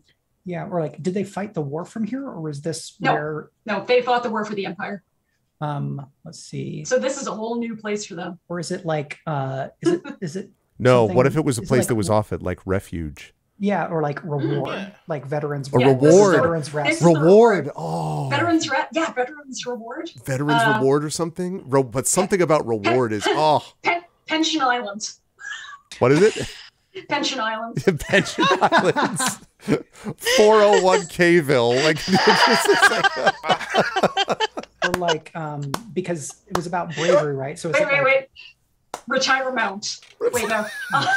Retirement. Oh God. Because it was also the veterans were, or the they were given land because of bravery. So is this like bravery's reward or like valor's reward? Valor Island. Valor Island. Valor Island. I love it. Valor Island. Yeah, that's good. Valorant. Oh, God. Immediate lawsuit from every just like They're gonna get the lawyer just like sponsored. Kool-Aid Me, I bands don't in the have chat. any Ah, They're like, going to give us money and energy drinks. that's actually true. Oh, God. Like, can you imagine Valorant doesn't even pay attention? Like, yeah, give him 10,000 from petty cash. I don't know. Like, just throw it in their way. For a tire bout.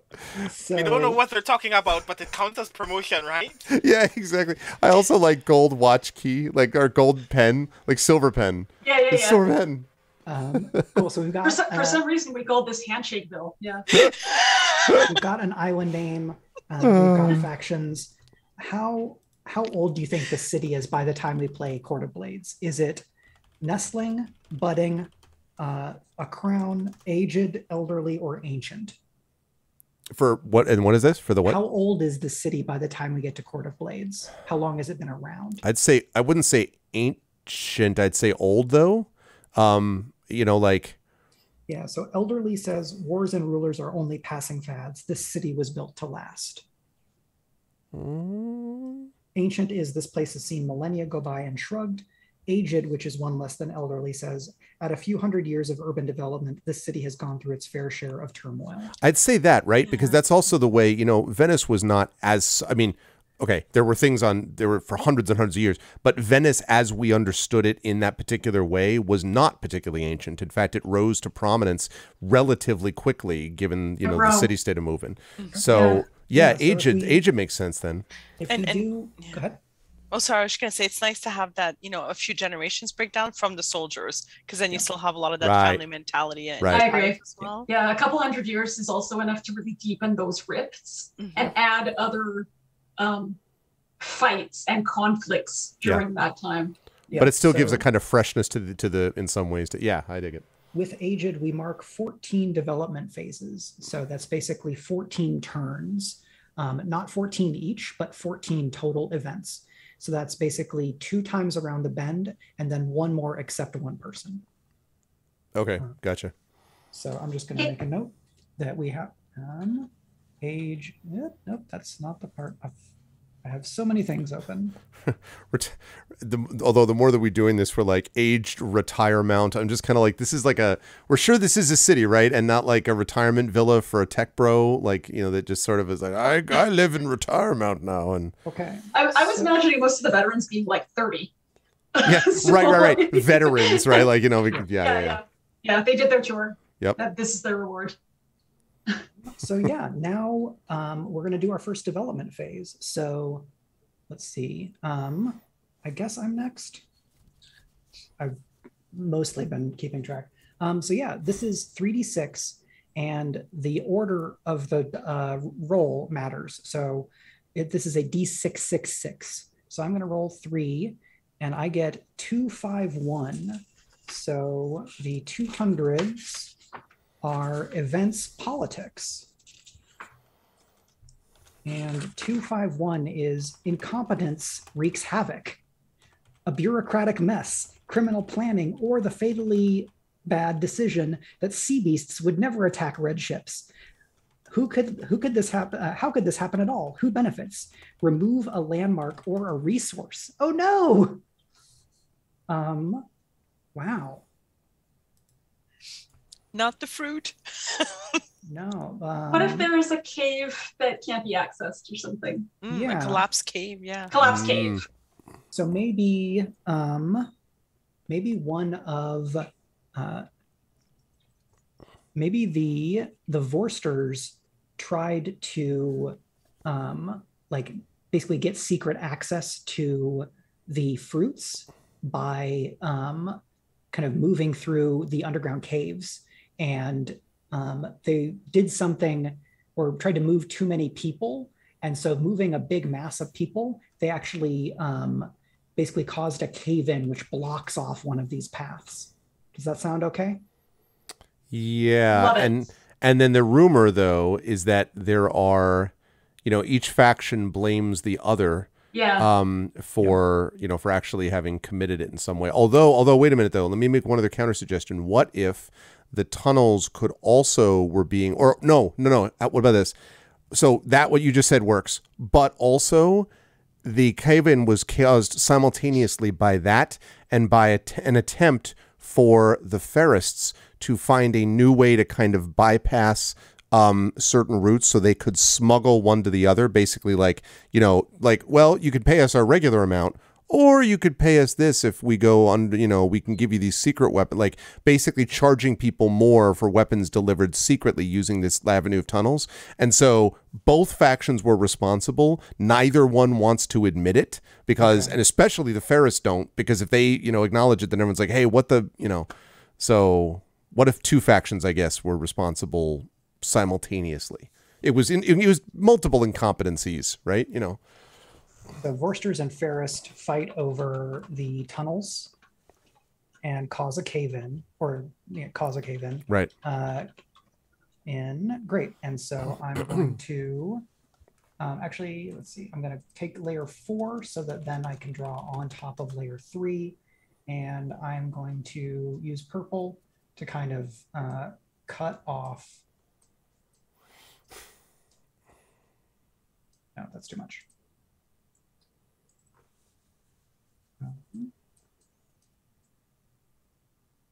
So this way, the way from the northeast cave to the northwest cave is just blocked. You can't go that way right now.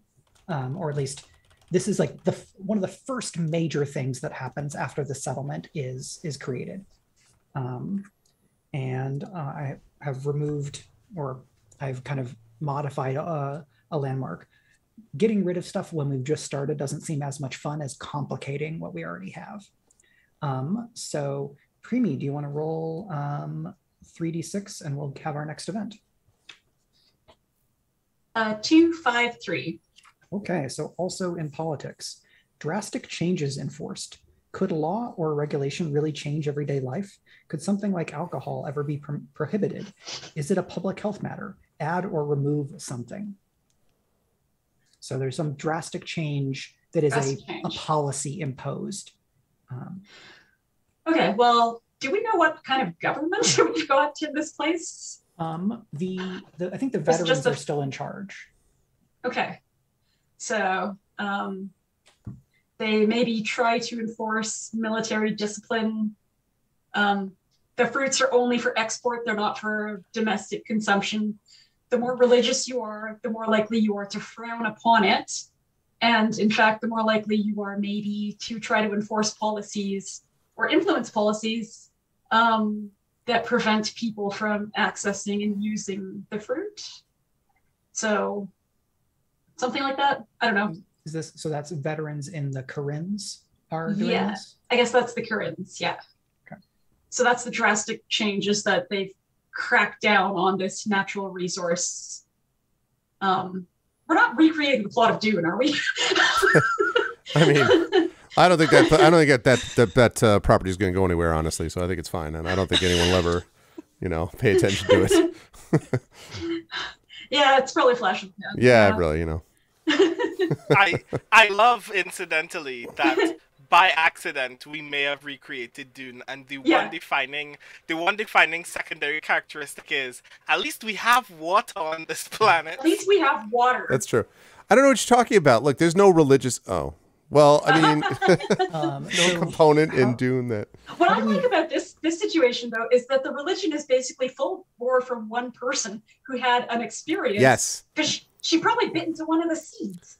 And yeah, she probably bit the bit. And that's now it. In fact, this isn't a religion, this is a cult. And the other veterans that carried their whole religions with them from the Empire, which is probably polytheistic or something, are like, wow, these people are actual fanatics. What are we going to do with them? Why are they in charge? So it reminds me a little bit of Do Andrew's Dream of Electric Sheep too, with Mercerism and Buster Friendly and all that against the Mercerism. Anyway, sorry, Mike. What changes on the map to indicate this? Maybe there is some sort of physical or engineering control around the queen apples. Okay. Does that look like a fence? Yeah, if you want to just draw a little fence, if it's that. Oh yeah, no, that sounds easy. You got this. 89 pixels. I actually don't want an 89 pixel brush. Can we do better than that? Wow. Big change. Big change. Drastic change. Okay, so I think the leaf is the queen apples. By the way, I love that name because there's so many different types of like different apples in the. Oh, wait a minute. What layer am I supposed to be in? Let's do these on layer 3.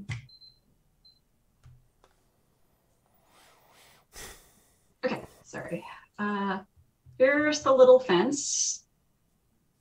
And, you know, it's got some like watchtowers and crap on it. It's really close to the lake, so the guards there don't really like going out there for their shifts because there's obviously something in the lake, but nobody ever believes them. Yeah. And like it may be 50 or maybe like 10 development phases from now before we know for sure whether the religion of the Karins is just all built on hallucination, or if it is tapping into something supernatural in this setting, right? Because we know that we have. Well, we know there was an older city here, and they had very strong religious beliefs, and there were temples. Lots of the houses are built on old temples. They had good foundations. So, yep. What were they worshiping? We don't know. So, Marie, can you give me a D666? Yes, I have. Oops, no, I can't. Okay, I have 464. 464. So the 400 block is culture. Ooh. 464 is a new secret cult spreads. Ah, A plus job dice. That's what we need is more cults on this island. Not nearly enough cults. Are these philosophers preaching heresy or heretics preaching bloody revolt? How does the cult recruit, and where did it come from? Add a faction, and a faction gains power. Okay. So a new secret cult. So this one will be based around one day. It was actually a member of the Corinne that founded. So it was after this was founded. A member of the Corinne couldn't access the fruit that they needed for their ceremonies and went wandering around the lake, or so the story says. And then while wandering around the lake, found this metallic scale that was kind of deep blues and purples and greens on it. And did declare that there was indeed something living in the lake. And exaggerated the story so much that they based some of those mansions that are sitting on top of the river to try to find out what's in the lake. That their cult is based on mining the lake completely because they believe that there is some the spirit of the island, the spirit of the entire island comes from there. Even the fruit draws from the water, the creatures draw from the water, humanity, whatever we are, who lives on the island draws from the water as well. So this is actually the birth center of the island. And so they worship it and they try to find its secrets because although they are currently hidden, they were obviously offered the sign to show them that they were the ones chosen to go deep into it. And all the other factions, like, you people are nuts. You have no idea. Right, except for the Ferrists, who are kind of like, is there a military application? Like, right, because the Ferrists are just like, this is perfect, right? But the other two are like, no, like that. So what's the what's the name of this new cult? I have to name things. I'm looking for a new cult, baby. No, I'm not gonna make it name it that. That's bad. The Circle. Okay. Because of the beautiful, perfectly round circle that Premee drew. Round-ish. Well, they claim that is round, right? So, like, if anyone's like, that's not round, they're like, really? Heretic? Like, they demand. Can you like fly the up opposite of flat earthers? Yeah. They're circless. Right. And everybody else is like, that is clearly not a circle. Is the circle the one that gains power as a result of this? Or does some other faction gain power as a result of their emergence? No, they are the ones who are trying to gain power, and their technology is they're growing it quite a lot because they're developing underwater technology at a vastly accelerated rate by stealing other people's technology. Okay, so the circle has one power. Can we call them the Circlists instead? I realized that in one of my books I have the circle and now it bothers me, but I like the Circlists. It made me laugh. The only thing I'm worried about is the Ferrists, though. I mean, like, the we could also change the Ferris as far as that goes, or we could make them like could call them just the circles. I mean, like the circles. Yeah. I think, or for me, the circle is generic enough. But that's true. If you don't want to like have the overlap, then yeah. No, it's fine. I can overlap away. It's all good. All right. So the circle has 1 power. They're called the Shapes. It's a big religious battle like Flatland. It's like totally how it all works. All right. That was a deep cut, chat. None of you know what I'm talking about. Brandon, I think you're next for development. Okay. And Marie, if you want to, let's see. If you have an idea of something visual to put on the map to indicate the kind of the emergence of the founding of the circle, then feel free to do that. And that'll be on layer 4. The Circi. That's good. The Circi. I will put where they first discovered the Eskel, which to them is the birth of their religion. Okay. Ooh. I keep trying to build temples, but for some reason the temples always fall down overnight. Like, what is wrong with this place? Sea monster. It's seismically unsafe. I don't know what I'm drawing, but this is it. Looks like a temple to me. Yep, that works. It's also round. Yep. Am I zoomed out too far? Where is this temple? Oh, there it is. By the lake. Okay, I see it. All right. I put it in the right place. I gotcha. Perfectly round temple. I imagine that everyone in the circle literally learns how to draw circles poorly. And people are like, "That's not a circle." They're like, "Shut up! Stop saying that. That's heresy." Heresy. You were shaped by the temple. I was born to it. Mike, I rolled a 6-2-4. Which should put me in environment. This is going to be fun. All right. My fan is working against me. 624 is beneficial weather. The text reads, an approaching army is hindered, storms destroy rivals, or crops are plentiful. Does someone claim responsibility? Is this miracle commemorated? So there's beneficial weather. It adds something to the map. So that could be a resource. It could be a district. It could be a geographical feature. I'm gonna say I'm only adding the one thing. So it should be, I mean, it should be a geographical feature. The dumbest thing just came to mind. So as previously discussed, the northwestern cave tunnel leading to the northeastern cave leading to the northwestern cave is shut off by a cave-in, correct? Yes. What if a tree just grew from the rubble there all of a sudden? Okay, yeah. Like another whole orchard full of hallucinogenic queen apples just kind of sprouted from the rubble of that. I'm imagining that literally several days of storms had reduced what was supposed to be like mostly indestructible rubble into compost, and then just kind of generated growth in that area, like, almost magically. And now at the edge of that cave is just another large portion of queen apples that, because they're not ascending very high, do not qualify at the level of hallucinogenic that most of the mountains do, but is as large as the orchards on those mountains. Okay. So sorry, are these the sugar fruit, or are they the hallucinogenic fruit? Right, yeah, they're the hallucinogenic fruit. Because I don't know that we have a name for that fruit. Because queen apples is the sugar crop. We don't, do we? I would say those should just be called the fruit, because they are so fundamental to the island, like whether or not, you know, either as something which is viewed with suspicion or which is the thing, that it's just Or the do fruit. they become known as Corinne's apples or Corinne apples? I think maybe the Vorsters would be really pissed off that that's what was happening, but I mean, you know, maybe. I think they would have. I think they would have had a name before the Corinnes had risen to power, and they would have probably had like a marginally non-threatening and ubiquitous name.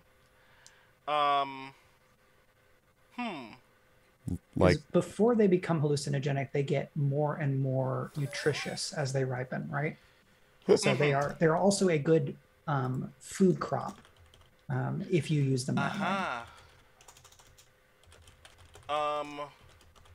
God, you know, it'd be exactly the kind of silly, kind of hollow name that someone would come up with a fruit as they're living on as they're settling on this island for a couple of weeks and just need other people to know what we're pointing at to when we tell them that this fruit is very good to eat. Mm-hmm. What if they just called it plenty fruit? Plenty like fruit. Okay. I'm gonna go. That's nice. Yeah. While I do want to acknowledge while that's being put there, Rock God's comment in chat, questioning if the fairest join the circle, do they become a fairest wheel? Well done, Rock God. Well done. Thank you for your help. Very nice. I'm beginning to think Rock God and Arudna should just be doing the world building. Just yeah. I mean, Brandon, if you want to draw, I guess, a small representation of that additional grove, is that is it a feature or is it a resource? Because if it's a resource, you should get power tokens. I want to say it's a feature, but as you say that, reasonably, someone would try to claim at least some kind of access to it. In fact, no, I'm going to say it's a feature because I'm going to say that territory is still being regularly struggled over precisely because it is now difficult to get to.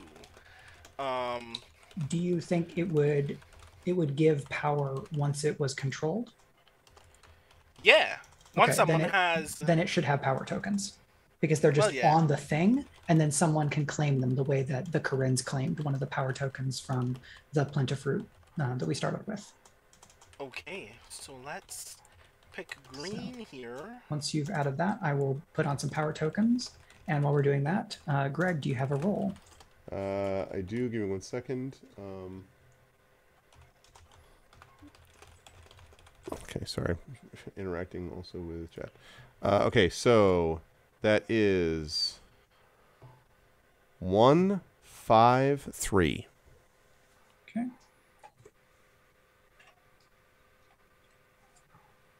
One, 5, 3. Is that another warfare thing? Yeah, a hostage is taken. A faction has somehow managed to get a hold of an important hostage, either from a rival within or outside the city. Who are they? Why are they valuable? And the result is a faction gains power. So the circle has gotten a higher up from the Corinnes and are attempting to get this higher up to acknowledge the truth of their religion or be put to death. And so negotiations are going on to try to release this higher up before the higher up is forced to either killed or is forced to go along with this, accept the religion of the circle as the truth, which would be a fate from the point of view of the Corinnes worse than death. This, while the Vorsters are like, ha, ha, ha, like the Vorsters love this. And so, yeah. So who ends up gaining power as a result of this event? I would say it would be the circle, because of the fact that they had to be listened to and negotiated with. Although arguably, I would almost put it that the one who lost power is more important here. It's the Corinne who lost the power, right? Everybody else gains by extension because the iron control and security. Let's say the Corinne are very good at security. That the fact that they had someone of their own taken is especially by kind of a relative upstart group like the Circle, is a major blow to their prestige. So I'd say the Circle gains, some clout, but especially I would say Corinne loses some clout. Would be my thought. I'm trying to remember where I put that layer. So that I can erase the Corinne's power and give it to the Circle.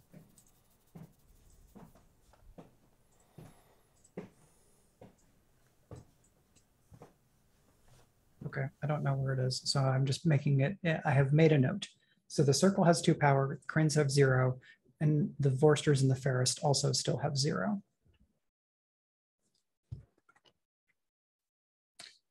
Okay, so next up is me. So I get 623, which is turbulent weather. Storms can bring disaster and inspire architecture. Lightning can burn towers and provide energy. How do people emerge after this phenomenon? Remove something. Okay.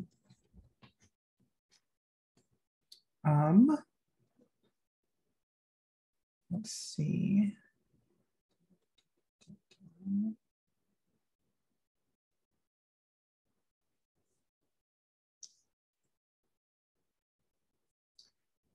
So I'm going to do a kind of strange thing in order to get an interesting strange thing. So there are, I'm just going to make a note of the results because this is going to make it easier for my notes later on, just to keep track of how many of everything we're doing. So yeah, I think there is a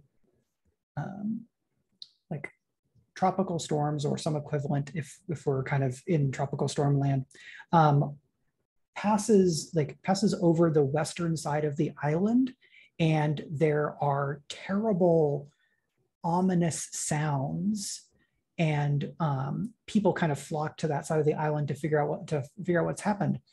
And the meteor chunk or the ejecta that had fallen on this kind of middle of the 3 lakes, the one of the lakes that's in the water, that ejecta that had kind of made an underground chunk has now become an island, where what has been destroyed is the feature on basically the floor. And so I'm going to turn this island, or this kind of blue circle, into a little island right off the coast of this other island,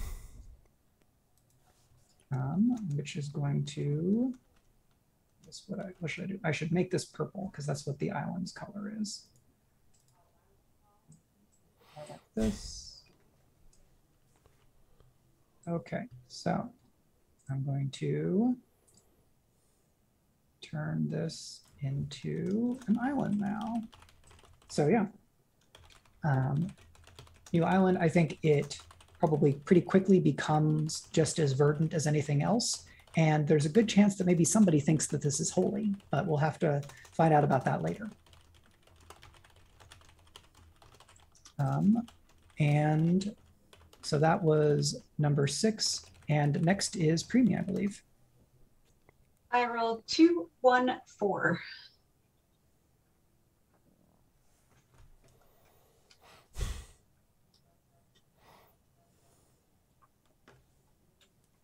Two, 1, 4, great.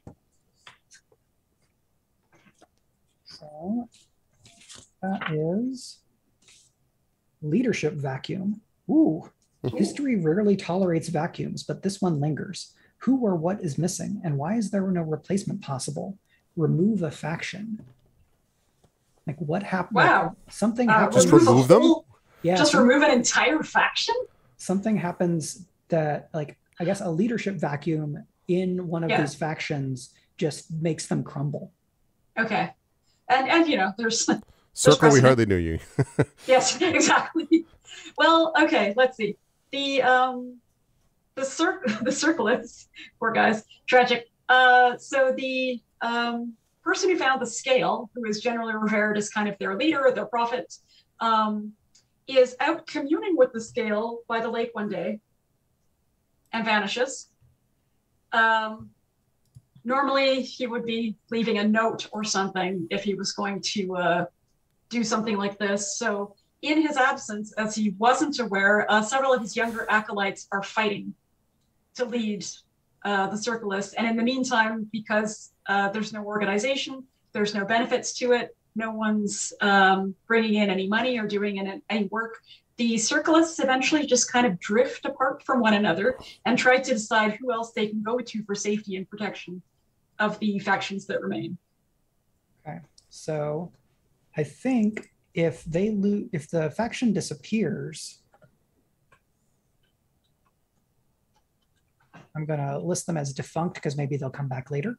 I think that 2 power probably goes somewhere else.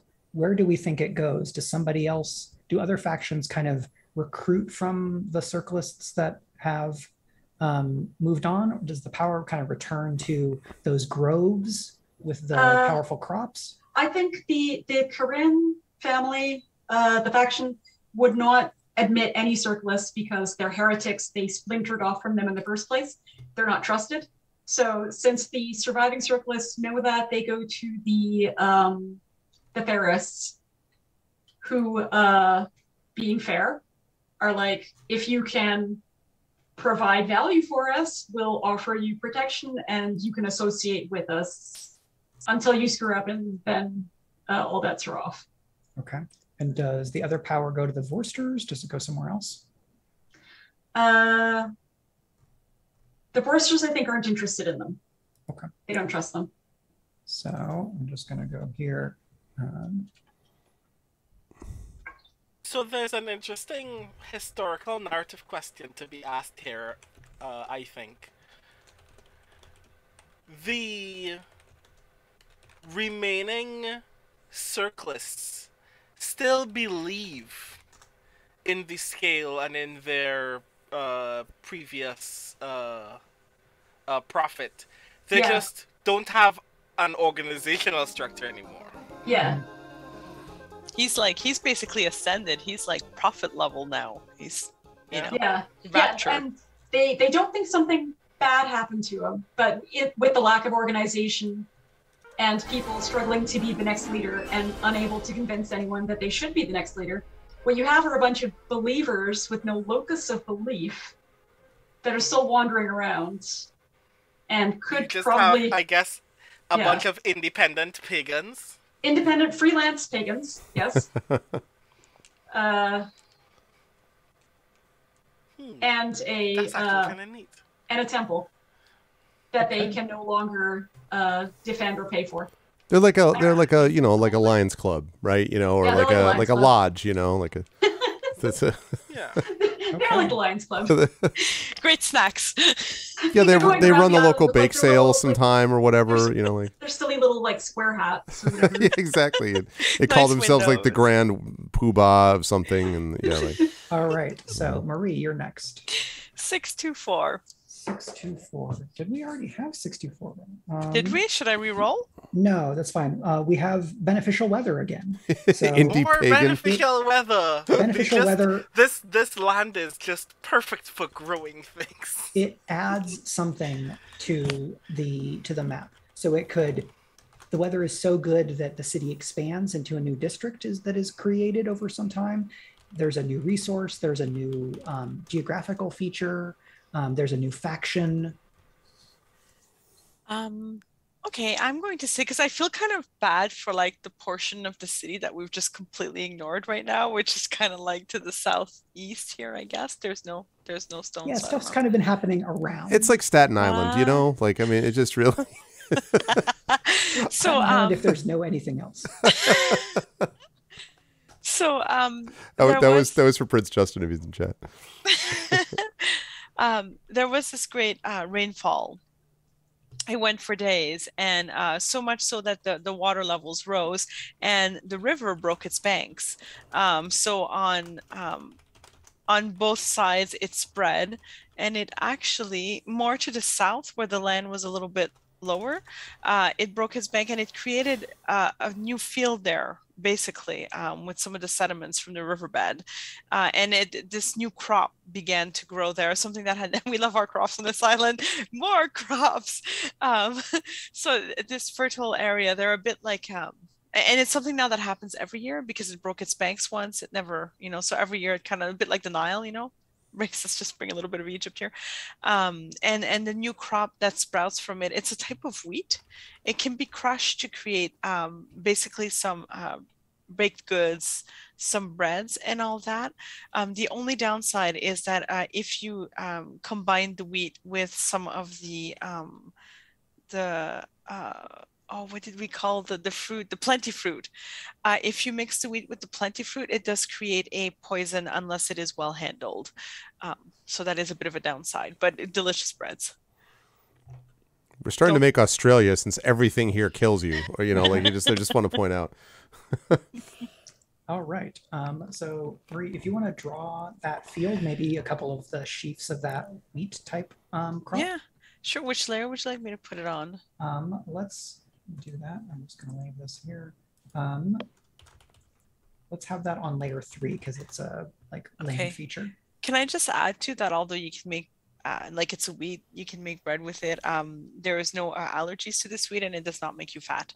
So if we're gonna have magical powers to this wheat, this is the magical power I am assigning to it. Thank you. Okay. And now I will draw it. I love this a lot. Great. Also, idly, because Premee mentioned it in the chat, technically we are still making Caribbean, because cassava can kill you, nutmeg in high enough doses can kill you. Mm-hmm, mm-hmm. That's true. Yeah, I am just suddenly intrigued by the idea that on an island that we have already established several fruits on, we just said that we can't make bread with any of those fruits. Well, with one of them. Yeah, with one of them. I mean, you can. Or maybe don't spread the jam on it. Right. Is it like fugu, where it has to be prepared in a certain way? Yeah. You need to be certified by the government in order to make plenty fruit bread. I mean, that I'm already thinking of political intrigue implications here. So that's absolutely encouraging to me. Anytime there's a single, we suddenly have a baker's guild. Yeah. Yeah. Cool.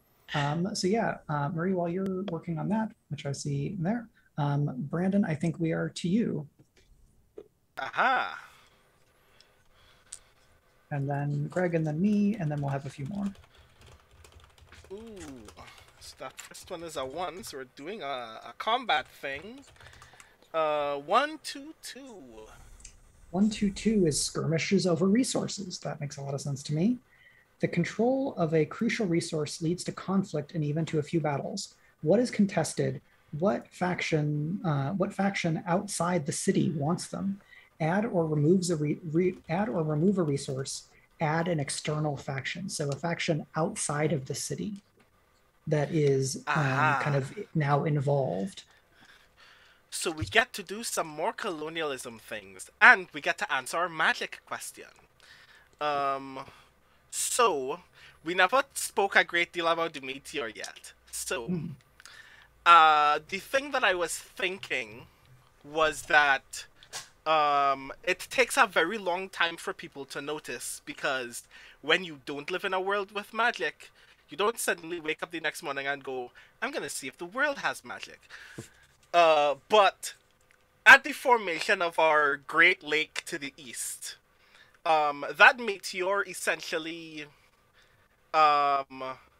hit a tectonic plate so hard that it just kind of awoken a kind of latent magic that is already in this earth.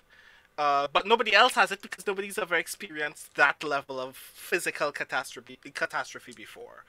And because we haven't actually discussed how much time has passed at this point, I'm going to say this is several decades out of the Corinne-Vorster schism, like a long time past all of the other natural events that have already taken place on Valor Island. One of the other like national territories outside of this area that had clashed with the pre-settlement people of this island suddenly discover that the people on this island are actually tinkering with magic and go, oh, I guess they have magic, and if we go to them we can take the magic from them and leave. That's not how it works, but they don't know that. So they come to the territory specifically to see if they can engage in armed combat in order to claim the island and its magic for themselves, and lose terribly because you can't fight magic without magic. And just kind of retreat in shame. And that's how the majority of the rest of the territory also discovers that there is magic here, and that because they have settled for a long enough time, they know how to use it. And that's what leads to most magic technology and other physical, like, personal practices in terms of, like, trying to figure out what are the limits of that magic are in that space. So, are you adding the resource of this magic? I am. Okay, so if you can draw some representation of this, like, land magic, and then we're going. Do you have a name for the exterior faction that came, saw, and got wrecked? I know that it's a territory from another longer standing like larger mainland region.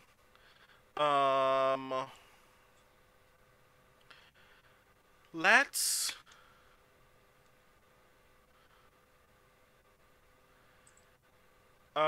call them the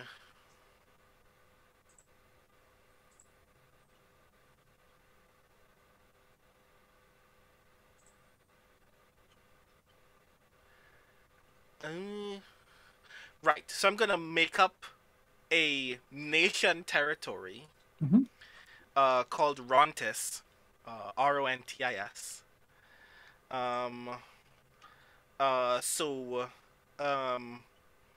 Individuals from that territory are called Rontists, and Rontist soldiers attempt to invade this island and lose terribly. But as a result, several of them settle as a condition of their surrender. Okay.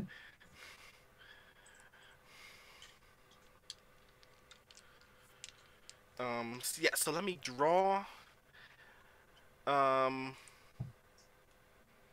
Because it should be primarily located from this near the lake, right? Lake as a result. So let's pick a color that someone hasn't picked yet, I guess. Let's see how bright a yellow we can get. Yeah, I think we probably want to add that on layer 3 or 4. I'm curious how and where, how and when the city is going to expand laterally. Like, is it going to encompass more parts of the city, or do we think there are already smaller chunks that don't compromise a full district? You know, like, is there like a, you know, was there a barracks or a living situation for the circle before it dissolved? So that's something we may have to figure out later on. Yeah, other world building questions to answer. Yep. But yeah, I think that's me. Okay, Greg,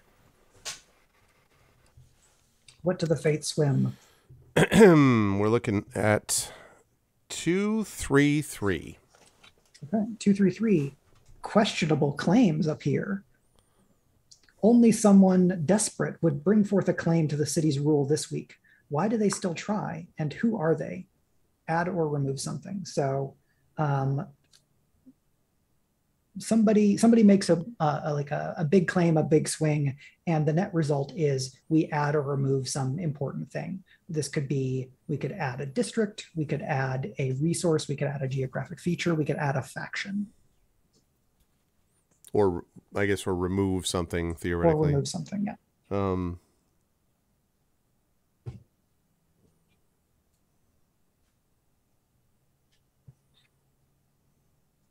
I mean, I'm wondering if one of the former cults formerly known as the Circlists, I'm wondering if one of them basically takes another run at it and tries to claim that they have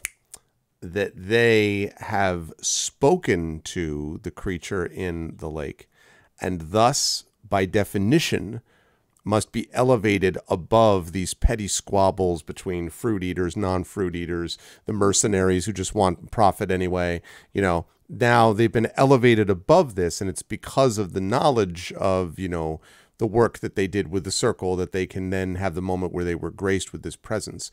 And the thing about it is that this is very, excuse me, this is very Music Man, Con Man type of stuff, right? Where the person probably was never a true believer in the circle, but was kind of playing around with this idea and is sort of a con man.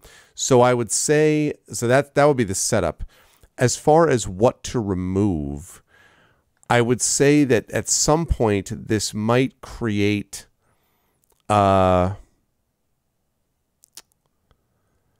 would say he gets together a small group of people to follow him. Enough people that at one point they decide that they will get closer to their god. He just wants to disrupt things so that he can basically steal a bunch of stuff from the city and get the hell out. But things go wrong. They end up accessing, somehow releasing either water or whatever, and they essentially create a flooded district, a district which is just, you know, basically underwater. And rather, the city doesn't have the money really, or the resources necessarily, to be able to kind of clean it up normally. So it just remains as this flooded, drowned district with the people who died in the attempt to, you know, get closer to their god. And of course, Con Man Guy is one of the people that doesn't make it. And he's found with a bunch of goods and like, you know, if you were ever to go in there, like legend says, you could see him floating on top of the water, holding handfuls of like treasures and jewels and necklaces and stuff when he was caught in the resulting flood. So can I pitch that this is adding a flooded district? Oh, sure. Yeah. You can add a flooded district to it. Sure. Yeah. Just because. Yeah. Since we only have one, to remove one. We have one official district of the city at this point. Yeah, that's fine. So should that flooded district be by where the temple was? And that, like, are we, you know, do we think that the city has why not? expanded? Because that's the religious sort of focus. That might make sense that would be where they thought, you know, they could, you know, better commune with, you know, Loch Ness monster. Yeah, so you know. if you want to draw in kind of that gray district looking part there, Okay. and then communicate some way that it's flooded. Okay, gray district 'Cause looking I'm part. very curious to see what happens to a district like that over time. Like by the time we're playing Court of Blaze, is it still a flooded district? Is something else happened there? Okay. Gray district. Okay. This is where I admit to getting a little bit confused about scale. So, because all I see is a bunch of y'all have been putting like purple leaf, red square. Like, where is the what are where like where? So the thing by E with the kind of horizontal lines, right? And Yes, one yes. blue square. Yes. That's the part that's a city. Okay. So the city part right now is very small. We have a whole island, but the concentrated settlement is very small because we have not gotten results that have us add districts, and people have not chosen to add a district, which is why I'm now pitching the idea that we're going to add a district, because eventually we're going to be playing Court of Blades in a city that's large enough to probably count as having several districts, because we have 18 population in total to distribute by the time we're done. because we said it was going to get that big. Where's the temple? Is that the temple? Is that the bluish rectangle at the edge of the lake? It's a circle. Right, the bluish. It's a circle. Perfectly round circle rectangle. Perfectly round. The circle by the bigger circle. Okay. Thank you. The which is sort of okay, and then so the gray, the part I'm getting confused about is the gray. I understand about the flood, but what, like, am I doing more or less what that maroonish city part is next to the E? The maroon is this is a district indicator. Okay. So you're going to kind of fill up. I would probably. What layer am I using for this? This will be on layer 3. Okay. I guess like north of the river and south of the kind of A frame of the black lines. So like, district here? I do own a. You said 3? I can't. Yeah, whoever has 3 should leave it. That looks like green. Whoever is green.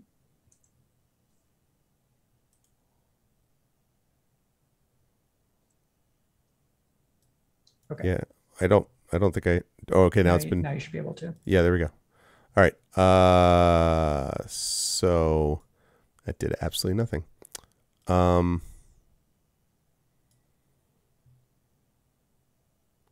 maroon and then pencil or the brush. Oh, it is maroon. It's not gray. The city part to me looks more maroon.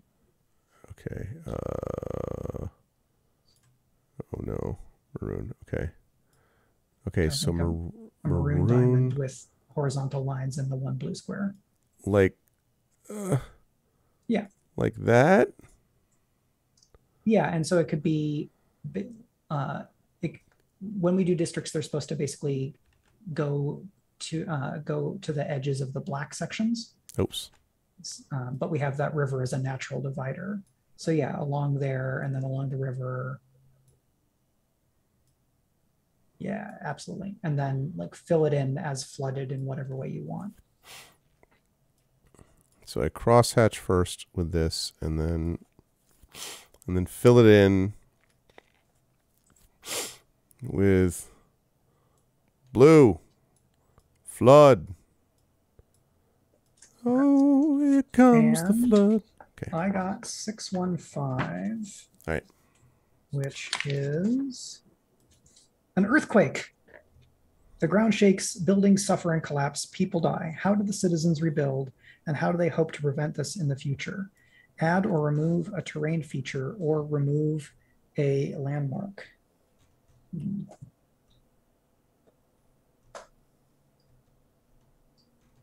Earthquake. So what if... It's a good thing Mike got this. Can you imagine? Be like, let's destroy our one residential district. You're like, the problem is we can't do Court of Blades because there's no city. No one lives there. Why? Everything's destroyed. There are a lot of fruits, though. What are you talking about? It's the Court of Fruits. All right. Let's see. So we had an earthquake, and then we had a hurricane. And then there was terrible flood. Exactly. Like someone's trying to tell us something, you know? This is a terrible island. It's like that scene to the Blues Brothers. It wasn't my fault, I swear to God. They're also high, they don't care, though. That's the good part. Yeah, exactly. So, because we have the land magic, right? So what if the earthquake does something to the land magic? Okay. So, I'm thinking... So just looking at the text here. So I'm this is a pitch here. So the earthquake generates a ton of the magical energy of this land magic, which the people then use to raise a new district worth of buildings out of the earth. So it's like volcanic adobe-ish buildings. And so those would go, I guess they'll go to basically in this in-between part, right? Northeast of the flooded district and northwest of the founding district.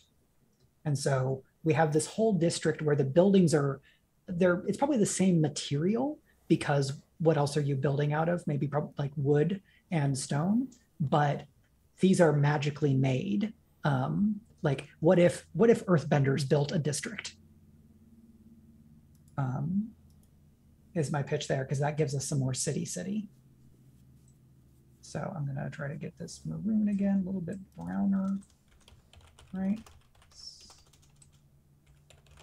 There we go. And I'm gonna make this that one.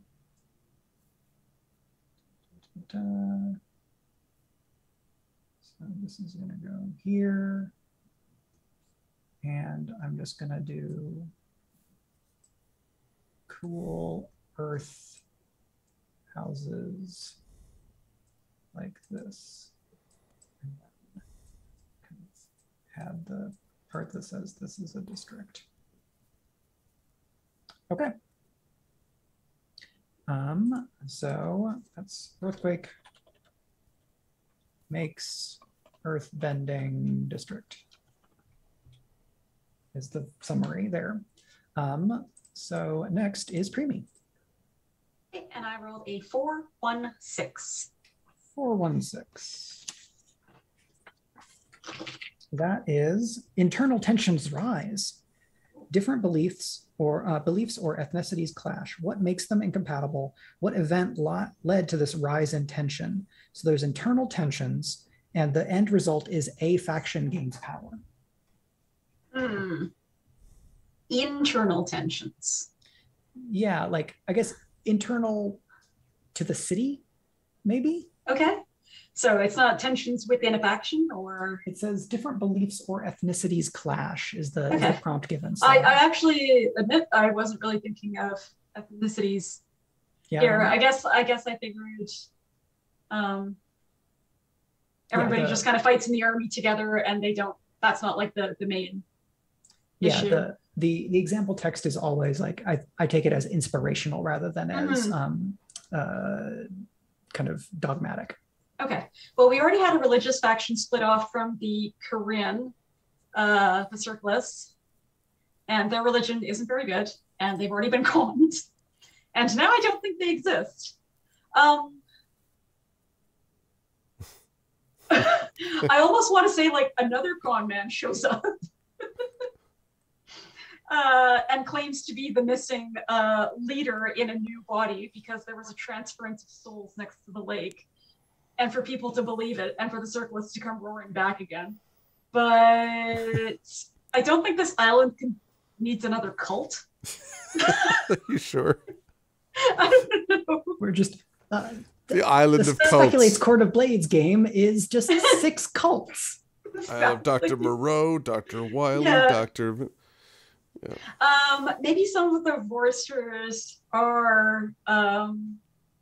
lured over to the Corinne after they don't have any kind of religious conversion, but they are promised money and power if they go over and bring their people with them. So part of the family splits off and goes over to the Corinne, back to basically their original family. And the Vorsters are disgusted and horrified and dismayed. And it's also left a power and succession vacuum in the Vorsters. But I don't know if we can create like a new faction inside the Corinne that is these newcomers that have basically kind of bought their way in. Yeah, call them the prodigals because they come back right after. Ooh. Remember, they were originally part of that mix. Okay, I really love that actually, though. The prodigals, yeah. The end result is a faction gains power, so that could just be the Vorsters gain power. The Vorsters have lost. Oh, sorry, the Corinne's gain power. The Corinne's gain power. Yeah, the Corinne's gain power, and they're very, very smug about it. Yeah. I was just gonna say, and the prodigals probably create resentment between those who have always been there, right? And look at these sort of newcomers, like, why are we taking them back in? Wow, you know? I thought I was going to take over my dad's plenty fruit business, but now this cousin shows up. Yeah. And he's got like these 5 followers, and he's already got his transportation business. Maybe he's got mules. He's got, I don't know, trains. I don't know what level of technology we're at here. He brings all this stuff, and now my dad is going to make him inherit the business. Now I'm pissed. Yeah. That kind of thing, maybe. I don't know. Plenty of internal tension. Plenty of internal tension. I'm just going to make a note about the prodigals. Prodigals, good. Thank you, Greg. Sure. Yeah. Because the Corinnes were originally the group that split off, right? But from the Corinnes' perspective, they're the real family. That's Yeah, it. they're the Yeah, family. The exactly. Forsters split off from their perspective. Exactly. It's a good like hard frame based on your worldview, right? Exactly. Yeah. And they're all a lot more mercenary than they'll admit. They're very, very interested in power and hanging on to power. I love it. And they're just like, no, it's spiritual. Okay, so we've got 2 more development phases. I think Marie and then Brandon and the Shrouded Isle from Fatal the Baptist in chat. That's really evocative. I'm trying to think of like, anyway. I've got Or 515. Here's a pitch. The Shrouded Isles is a name for the archipelago. Yeah. Ooh. Yeah. Oh, or what about the new little island that just popped up? Does that have a name? Yeah. That could be called the Shrouded Isle. That could be the Shrouded Isle. Mm-hmm. It just showed up. Maybe it's covered in mist from it being so hot and it boils the seawater around it. Yeah. Right. There you go. There. Thank you, chat. Woohoo.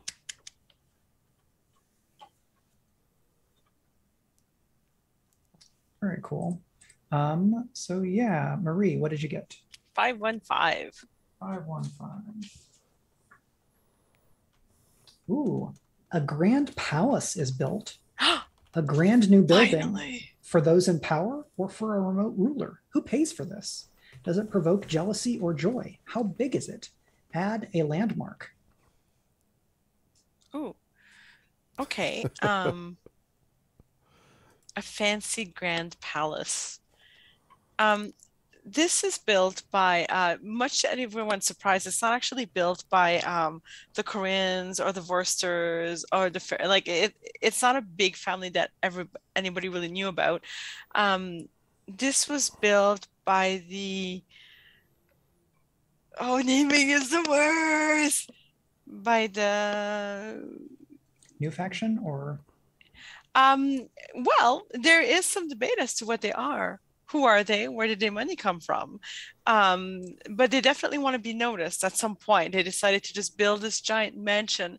And they did so to the south of the city near the underground, kind of over the underground river there, but with a beautiful ocean view. So nobody really knows. Like they were one of the original families, if you will, that came over with the veterans. And one day they just built this beautiful structure. And it's not just like, a beautiful palace that's like, oh, this is interesting. There are, it looks like some of the spires are built directly from the land, almost like if it was one chunk of stone that came out of the earth. And some people theorize that they have tapped into some of the earth magic that has been known to occur. How, when, where, those things are uncertain. They do have a name though. And it is the Grey Mist. Could you spell that? Gramists. Grey Mists. Okay. Grey Mists. Yes. So that is who they are. Definitely something magical and weird. Very fancy palace. I want to visit it. Cool. Yeah. If you would like to draw something in that little area to suggest the Grand Palace. Is that in layer 3 or? Yes. Okay. And Brandon, I believe you have the honor of doing our last development phase. I'm muted. Okay.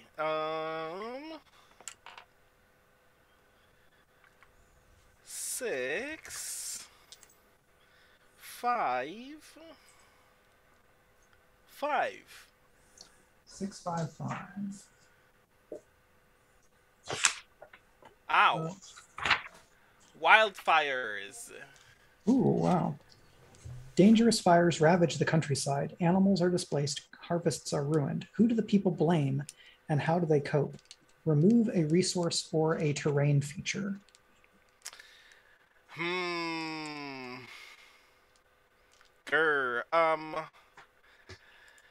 So let me look at this map.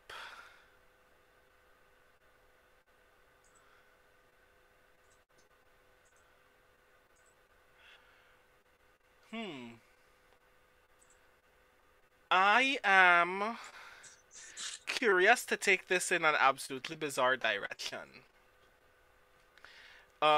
So the mountain to the southwest, the smallest of the three,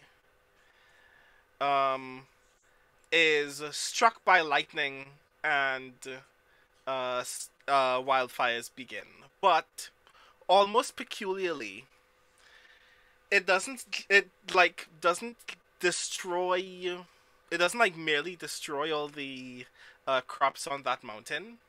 It actually turns like the heat of the fire and the very suddenness of that lightning strike turns all of the surface soil on that mountain into glass. You can still see that there's like dirt underneath it. You just can't get there.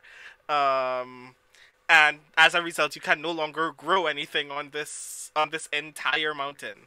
And as a result,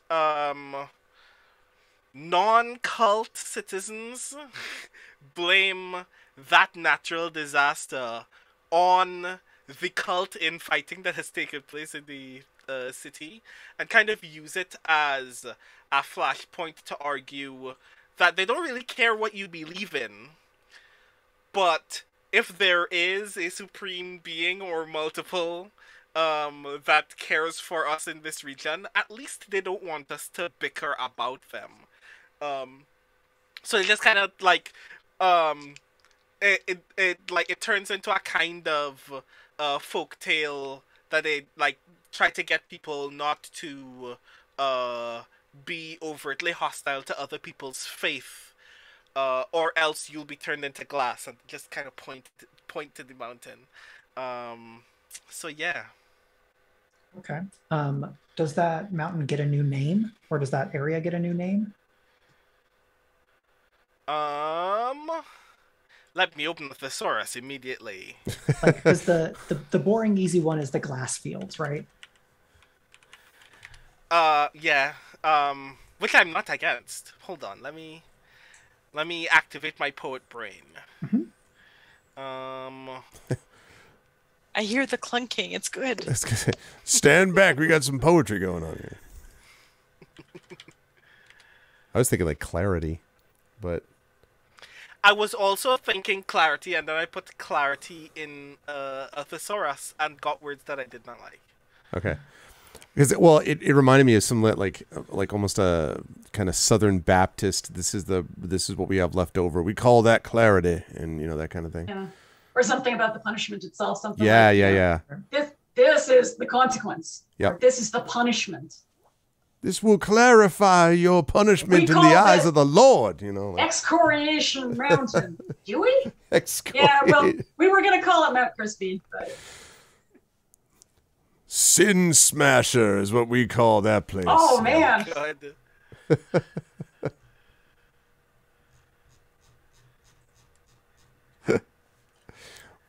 Cliffs of Clarity. Now it sounds like something out of Princess Bride. Not Yeah. the Cliffs of Clarity. Not the Cliffs of Clarity.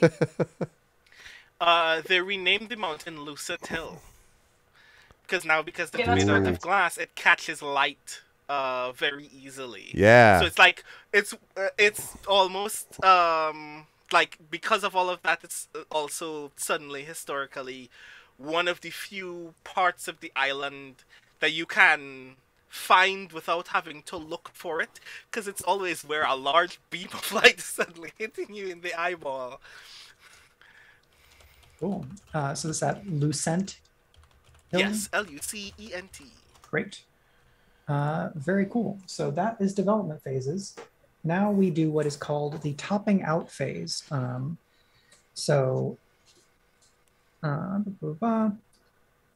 In regular player order, you take turns using the remaining citizen tokens for districts. However, during this phase, you cannot add new districts directly. You can only increase the density of existing districts, but this may still cause spillover districts according to rules for adding districts. So basically, if a district gets to population 3 and then population is added, the city will expand to an adjacent area. And so this is how we're going to describe how this city grows to fill more of this island space. I don't think we've done anything with population at all. And I don't know if that's because I missed the part that's about population. So I think what we can do here is we can assume that we know that there's one population in the first district. So we have 18 citizen tokens total to add, which means we're gonna end up adding some districts.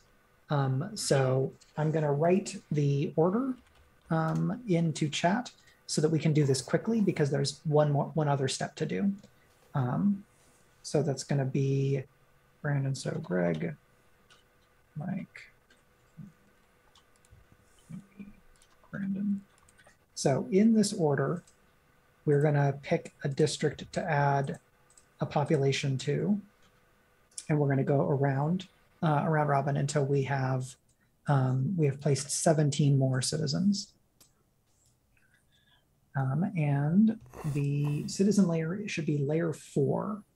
So we're basically gonna draw blue squares to add citizens to these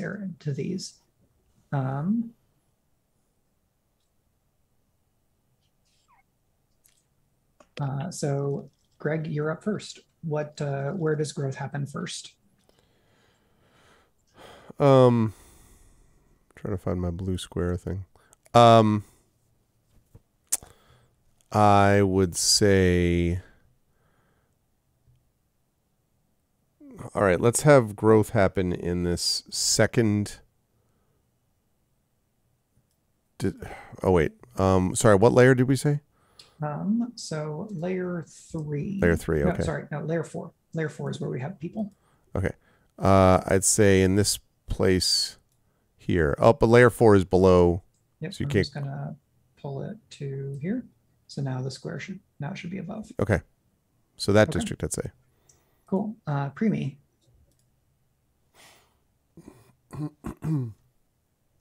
Okay, so layer 4. Mm-hmm. Hey, Shadowed. So now it's... okay, how do we do a square? Sorry. I did rectangle. If you look in the left bar, there's Yeah.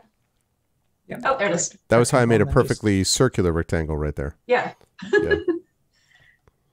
Okay, and we won't like blue. Okay, so I mean, like I imagine it would be in the same district. Are we trying to put them in other districts? So basically, we're going to end up adding districts, but we should go quickly until we're reaching the point where districts have 3, because then it becomes interesting as to where they grow. Where does the city expand? Okay, well, there's one in that one, because I imagine they'd be near the beach or whatever. Okay. All right, so 2 there, and then Marie? So there's 2 in the little... So we've got 2 in the first district, 1 in the underwater district. That's nice. Here, No, did we put one in the underwater district? No. There's 1 in the earthbending district. Right. Right. Okay. Perfect. Let me. I am moving the whole thing. It is funny though, like one population, just it's like the whole thing. They just play out Waterworld all the time. It's like, it's. You know. There we go. We have 3 in this one then. There's actually a super evocative district, which is I think just called the Flooded District in the Brigmore Witches DLC in Dishonored, which is a very, very good DLC and a very good game. Okay. So Brandon, you're up next. Speaking of world building, chat, by the way, go check out Dishonored. Very, very good world building. Well, and Dishonored is a big touchstone for Blaze in the Dark. Yeah. Yep. And Brandon, you are muted. Apologies. I am going to put my citizen token here. I would like to draw a rectangle. Wait, no, I meant the wrong thing. Hold on. We said layer 4? Yeah.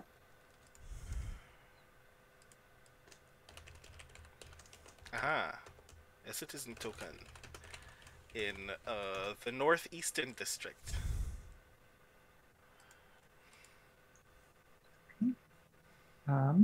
And I guess I skipped myself, so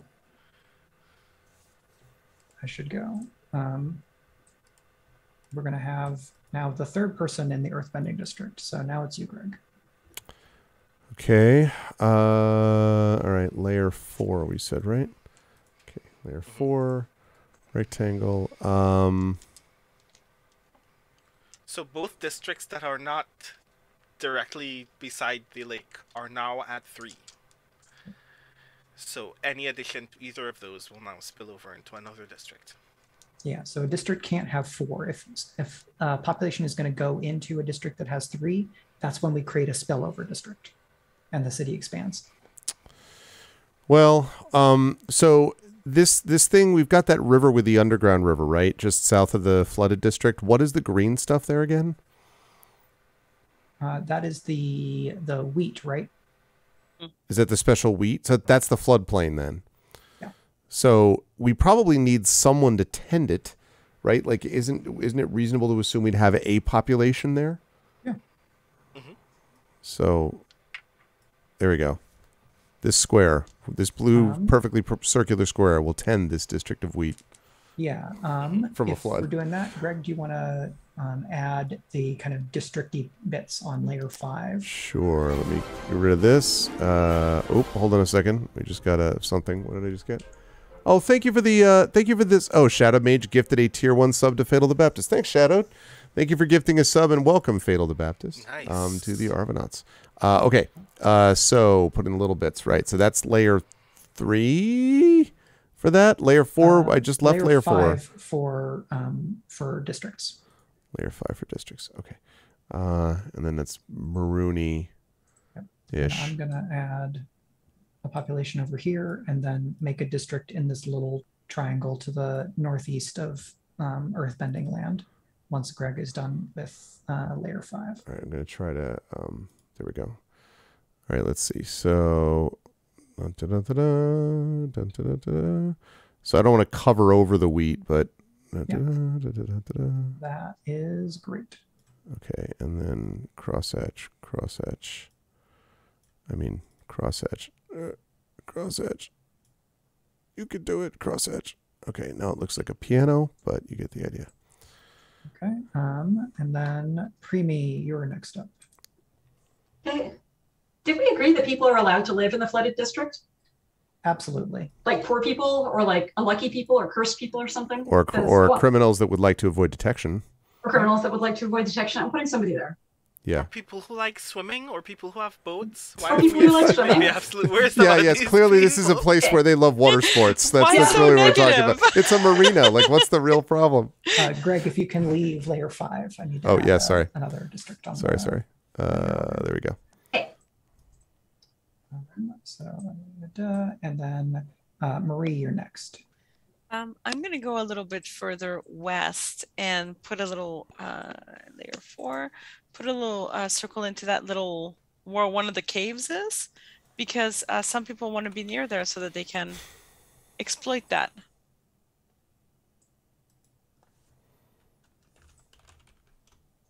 Okay, and then I'm just going to add that to keep us moving here. Perfect. Okay, 1, 2, 3, 4, 5, 6, 7, 8, 9, 10. We have 8 more to go. So Brandon. Okay. This is layer 3 again? Population goes on layer 4. Ah. Right, so I'm gonna add another square here. In the wheat district. Yeah, okay. Wheat. Yep. And then Greg. Okay.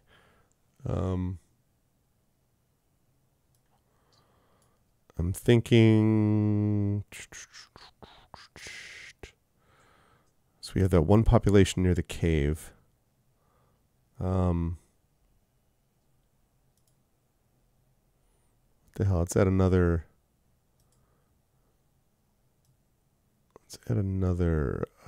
Population near the cave. Once I get that on layer. No brain. Is that 3? But population 4. is 3 or is 4? Layer 4 is population. All right. Okay. There's that in layer 4. Okay. I'm gonna add one more population in this tiny little northeastern district. Then to you, Premee. Can I put a population next to these 2 kind of lakes? Because I feel like that could be like a fancy lake district, kind of where people, like rich people might go and like Or like relax. a spa, like a spa area. And also it's far away from like the coast where you'll get attacked by like the ocean every 5 minutes. Yeah, absolutely. Okay, because I want people to live there and be like fancy people.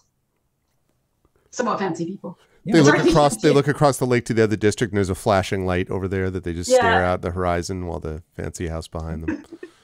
And so then, Premee, you can grab layer 5 and add the district outline part.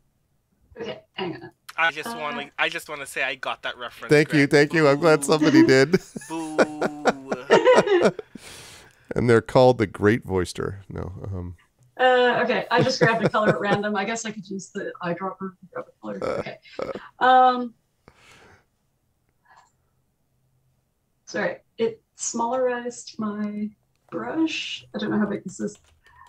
Okay, so this maybe is where the fancy people live. They have 2 lakes, and they're very jealous about guarding access to them because fancy people are always a butt. Yep. It's a good slogan. Fancy people, chat, are always a butt. Yeah. Just remember that. Scum. That's the name of our game. Fancy people are a butt. I said what I said. I'm not wrong. No, I mean, listen, you got to own that. There's no doubt, Speaking of fancy people. Yeah, go ahead. 4 left to add. Marie? Okay, I'm going to add one with the fancy palace. Obviously, they're going to need servants and cleaners. And like rock magic does a lot, but it doesn't do everything. So I'm going to add a population there. And a fancy shopping district, I imagine, because we get bored.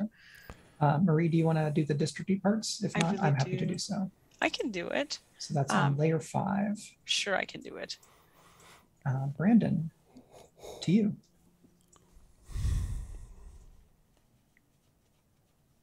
I'm muted again. Hold on. Okay, so there are 2 citizen tokens in the wheat district. So let's do one more.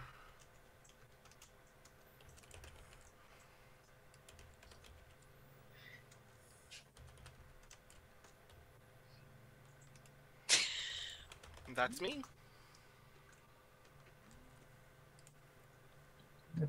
So Greg. So it's, I think it's you, me, and then maybe there's one left. I'm going to double check my numbers. Okay. So we got the one in the lake. We got the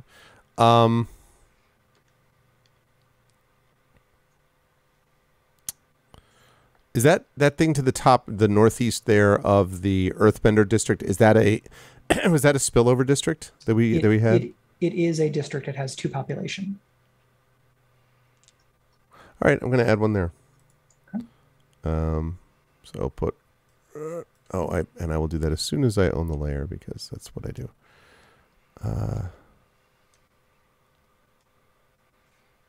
5, right? Is that one? 4 for population. Still, I can't remember that. Okay. And there's the 3rd and last one there. Okay. And then I'm going to do future Mike a solid, and I'm going to put a population here so that there's more city. And then that's 1, 2, 3, 4, 5, 6, 7, 8, 9, 10, 11, 12, 13, 14, 15, 16, 17. One more population goes somewhere, and that is Premee. Last population growth. Okay, last population growth. Goes through there. Yeah, I'm gonna put some. Oops, I'm not because I don't own the layer. I think we should put somebody by this extremely ill-omened cave. Oh, wrong color. Hang on. Control Z. Blue? Some kind of blue? Bad cave. Can't get into. There. Okay. Okay. So I'm just going to double check our numbers. 1, 2, 3, 4, 5, 6, 7, 8, 9, 10, 11, 12, 13, 14, 15, 16. We should have 18 population total. Okay. 4, 6, 7, 8, 9, 10, 11, 12, 13, 14, 16.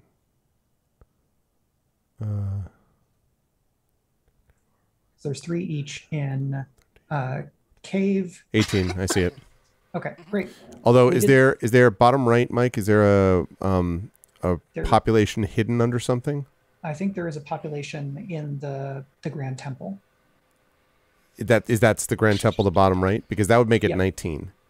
Because we have 1, 2, 3, 4, 5, 6, 7, 8, 9, 10, 11, 12, 13, 14, 15, 16, 17, 18. Maybe I'm wrong. 18. I see 18 including that because there's 3 each in 1, 2, 3, 4, 5 districts and 1 each in 1, 2, 3. Okay. I swear I saw 19. 1 plus 2 plus 2 plus 1. 4, 5, 6, 7, 8, 9, 10. Stop showing off. 18, 19. I still count 19 though with that temple one. You got 1 to the left of the 1 in the middle of the triangle of caves, all the way to the left. The fancy Lake District, I think. That's 1. You've got 3 next to the cave. That's 4. You've got 3 in the Earthbender. That's 7. You've got 3 in that other little mini district there to the right of that Earthbender. That's 10. You've got 1 in the Flooded. That's 11. You've got 3 in the big thing with the wheat. That's 14. 1 in the district to the left of the wheat. That's 15. You've got 3 in the one right next to the E. That's 18. And 1 for the temple is 19. So what was the last one added? That one. That Premee, your last one, we're actually not going to be using. I'm sorry. Okay. Am I right? I think I counted it right. No, Can I just go Control Z and you should be able to, yes. Okay. Control Z. I wasn't looking, so I don't know if that worked. Sorry. So where did you add your last one? I can't remember now.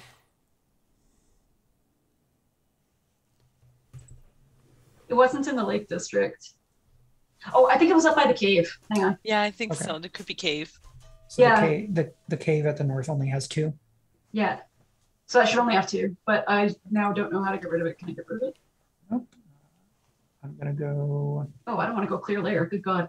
So whoever has layer 4, please leave it because then I can take the eraser. And I can... It's not me this time.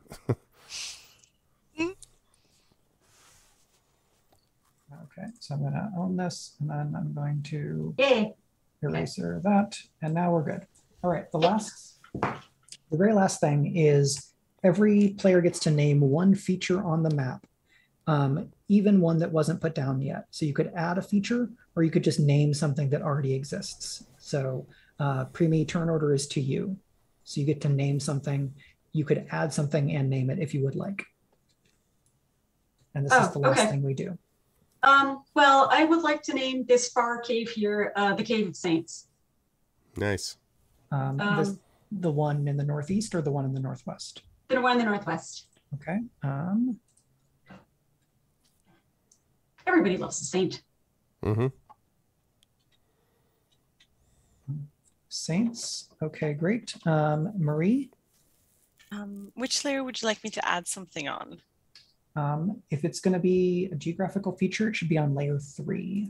It is going to be a geographical feature, so I want I'm going to draw another circle because I feel very good about my artistic skills. I want here to add a pit that is called the Howling Pit. A pit? A pit. A hole in the ground. A large pit. hole in the ground. Okay. It howls. There are winds that come out of it. It is called the Howling Pit. Okay. It's like a Phantom Toll booth where it's actually just a guy whose name is Pit who just howls all the time, and it's like. And that's in the south central area, right? Yeah, that's the little purplish round guy I put up. Okay, Brandon.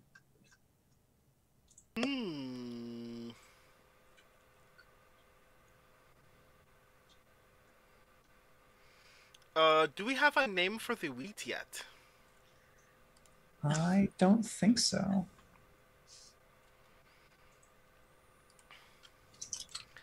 I know I want to name it. What do I want to name it?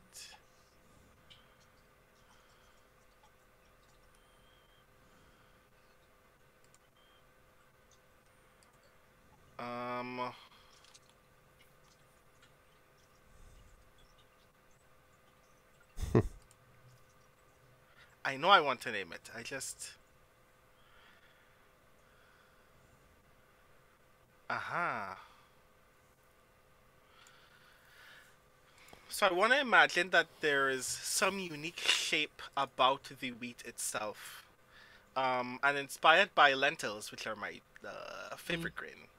I kind of want to imagine that they're shaped like lenses, because the scientific name of lentil is literally lens culinaris.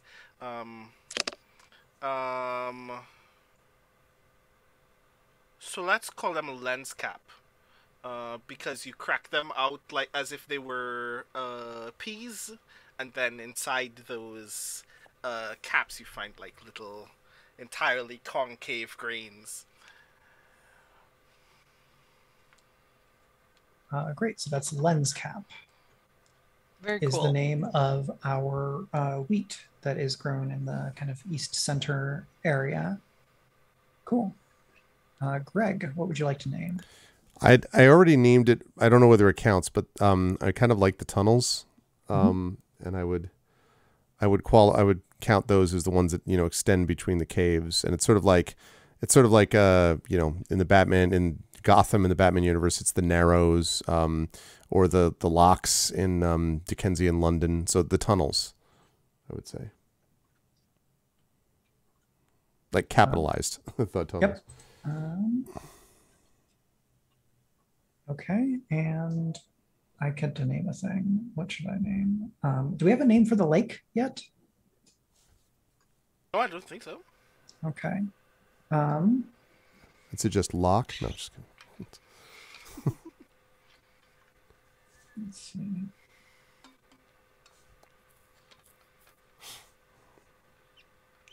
So we know that, or a variety of people believe that there is a great creature in it. There probably is other life in that lake that we've established, right? So what if it's, see, I'm thinking something well, or like the verdant well or the great well. Great How's that well. sound? That works for me because I'm also imagining it as being like quite deep. Yeah. I like it. So let's go the great well, and I will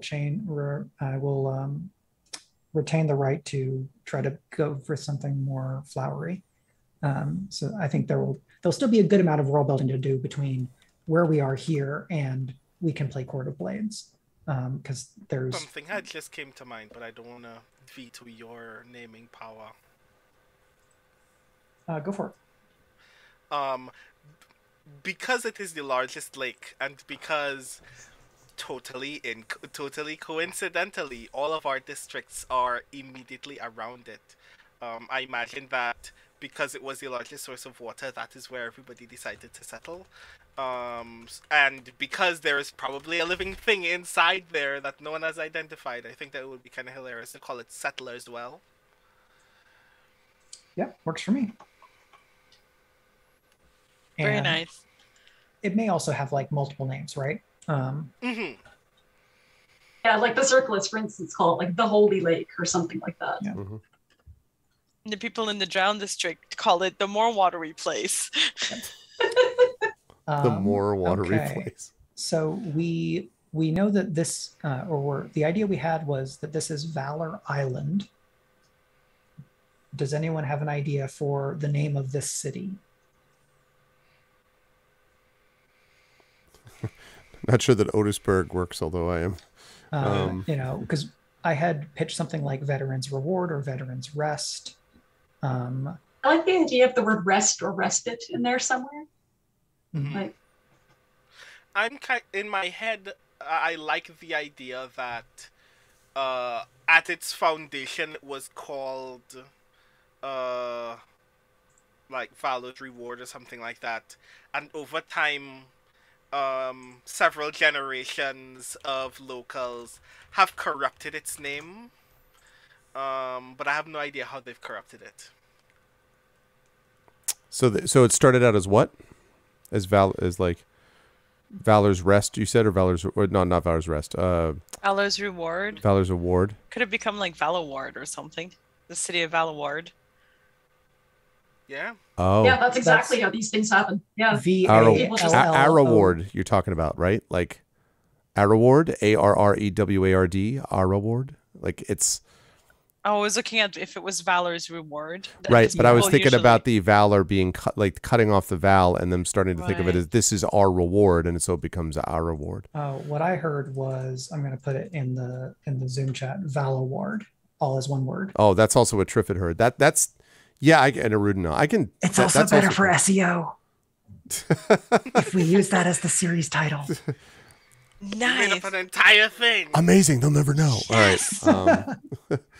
But like this is Mike marketing brain activating, but it does not have to supersede anything else. I mean, that's fine. That's fine. Yeah. Yeah. I like it. Valloward. Valloward. That's how I was seeing it, just kind of going too fast, losing the middle. Yeah, I could see that. Yeah. Very cool. Because it still, to me, what it now suggests is Valloward as like like it has direction. We're going to Valor, or like we're headed Valloward. Mm-hmm. Which like, do people who are moving to this place talk about going Valloward? Does that like sense of martial bravery and such, does that like become foundational for this city's like analog to the kind of cavalier courtier like bravo tradition in Court of Blades, right? Nice. Like do instead of having bravos, we have valorous, or like valorites or something like that. Yeah, I mean the Venetian council called the Magnificos, right? So you could have something very similar to that approach to this. Yeah. Yeah, well, no, the Venetians definitely not modest. That was part of their problem. Since we are at 11:40, I think we should call it here, and then our troop will probably do some more world building offline.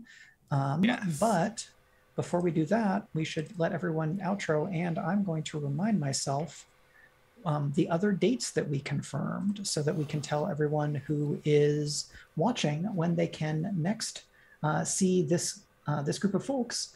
I think our next session is going to be basically retinue and character creation, where we'll probably do some setting building as we're like filling things out. Mm-hmm. We'll pick which faction the group is going to be working for.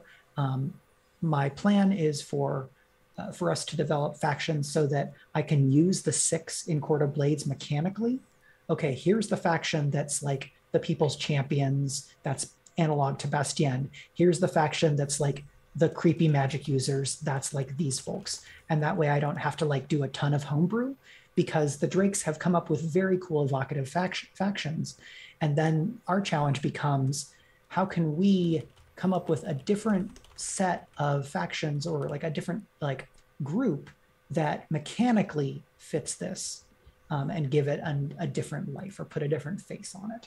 And then we will make characters using the existing classes. There are some fun, very magic-y classes that maybe we will use, because we have this very magical island. and there's other fun stuff to do. So we are confirmed for, I'm just going to double check, make sure link dates.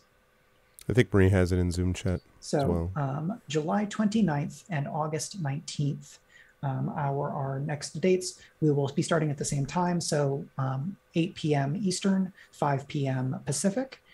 This video will be on YouTube as an archive in about 24 hours that you can refer to. I will be rewatching it at least once as I take a bunch of world building notes. And I want to say thank you very much to chat for your very fun comments, your lovely support, great ideas and suggestions that y'all have given, which I may draw from. And if I do so, I will try to remember who I'm drawing inspiration from so I can give you credit. But yeah, this has been very fun, and it went absolutely in no way like I was expecting. And that's to the good. So I'm jazzed about that.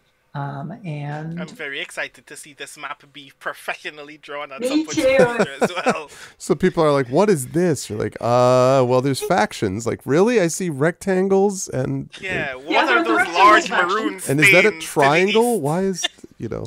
It's like a bunch of children were running with crayons It and they really fell was. down on the And paper. then they just fell into each other. Like, ah! Like, so again, this was Ex Novo by Shark Bomb Games. We hacked it to our own purposes, but that's often what we do with games like this. And our campaign is going to be playing Court of Blades by a couple of Drakes, which is Sean and Navi Drake. They helped us and provided this lovely overlay that we're using, and are going to kind of continue to be helping us as we develop some other assets for playing this game. And so I want to say thank you to Shark Bomb Games. Thank you to the Drakes, aka a couple of Drakes. Court of Blades is available now on itch.io. You can just buy it, I think, at this point. And the physical rewards for the Kickstarter are shipping at this point. I'm very excited to get my copy. I don't know when it will be, but when I get it, I will be waving it in front of the camera the next time we get to play. And thank you to Aggie.io for this drawing app that let us make a city together. And now we can do quick outros, starting with Premee. Yeah, I didn't have anything prepared for an outro, but thank you guys so much for inviting me. I'm excited to come back in July and continue to play. And oh yeah, everyone, please go buy Beneath the Rising. The trilogy is done now, so go buy. I am Marie Bilodeau. Thank you so much for coming here. I will be here tomorrow night for Eberron, and I will be back again on Monday for Bag of Giving, playing The One Ring. So come visit. You should all be very much fun. And go check out my books. I'm on Twitter. I'm on Facebook. I have my own website. Come and play. Great to see you. Thanks for coming. Hello everyone, it's Brandon again, pronouns he, him, or they, them. You can find me anywhere on the internet at The Rising Tides, that's T-I-T-H-E-S. I wrote this book called Can You Sign My Tentacle? So if you're into poetry about the gods of the Cthulhu mythos asking Drake for an autograph, definitely check out this book.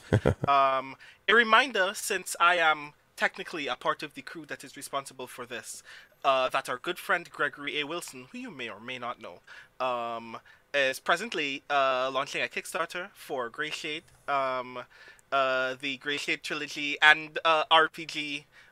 Is really rad. As someone who has read the first book, I definitely endorse the thing, so I'm gonna spend most of my time shilling for this. Please check out the Kickstarter, please support it. It is actually really cool. So yeah, that's me.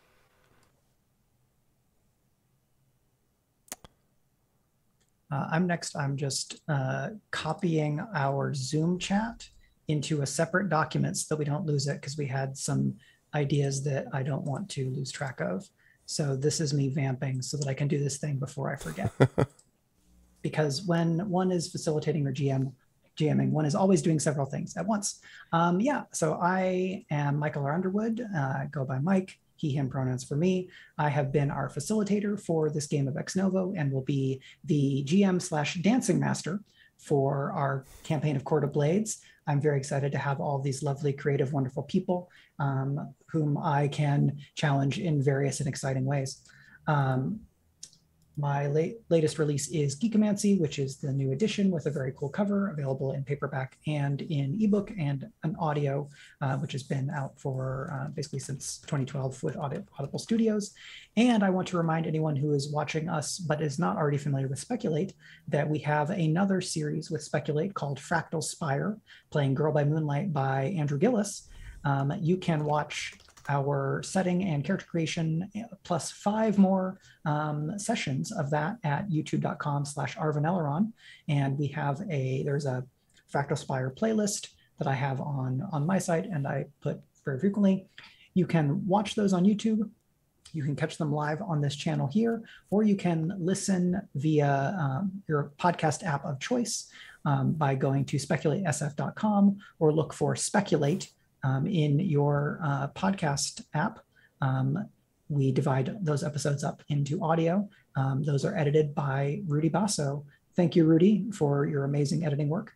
And the fact that we can pay Rudy a good wage to do that work and sometimes have money to do other things is all due to the patrons of Speculate at patreon.com/speculate. So if you enjoy the show, what we're doing here, or you would like to help this group of folks make more actual play content, you can support us there. Even $1 a month means a lot to us and helps us make more cool things. And that is me. Back to you, Greg. Yeah, thank you. And also thanks to Brandon for using part of his shilling time on Gray Shade. I am very appreciative of that. Yeah, Gray Shade Kickstarter is obviously been a big focus for right now. Big project for myself and Athos Arts and Alligator Rally Entertainment and Norse Foundry and a number of other people well known to folks on this channel and hopefully to listeners of Speculate as well. Thank you so much, in addition to all of that, to Mike for facilitating and GMing and getting us set for this. I think I speak for all the players when we are super excited to be a part of this, as you've heard, and obviously Mike's facilitation is going to make that awesome. So even if you're looking at this chat and going, what in the name of God is that drawing? Just be aware that that is going to absolutely resolve into magic, and it was a lot of fun doing that. So I think I'm going to let these folks go, and then I'm going to close up shop myself on the channel. So I want to thank the wonderful players and my wonderful co-host from Speculate and my players. Thank you again to Marie, whom I will see tomorrow. Thank you to Premee. Lovely as always to play with you, Premee. I'm enjoying this a lot. Good to see, as always, my good friends Brandon and Mike. And you will see Brandon on Sunday for Sound Clash, and you will see Mike as well for more of this game and other iterations, and as part of Fractal Spire, Speculate stuff, etc. Chat, can we get some love for them? And thank you so much, players and GM. Thank you, thank you. Bye for now. Okay. And that is going to do it for me. So as not to mess up the Speculate recording, I'm going to make sure that I log off pretty quickly. But just before I do that, I do want to say...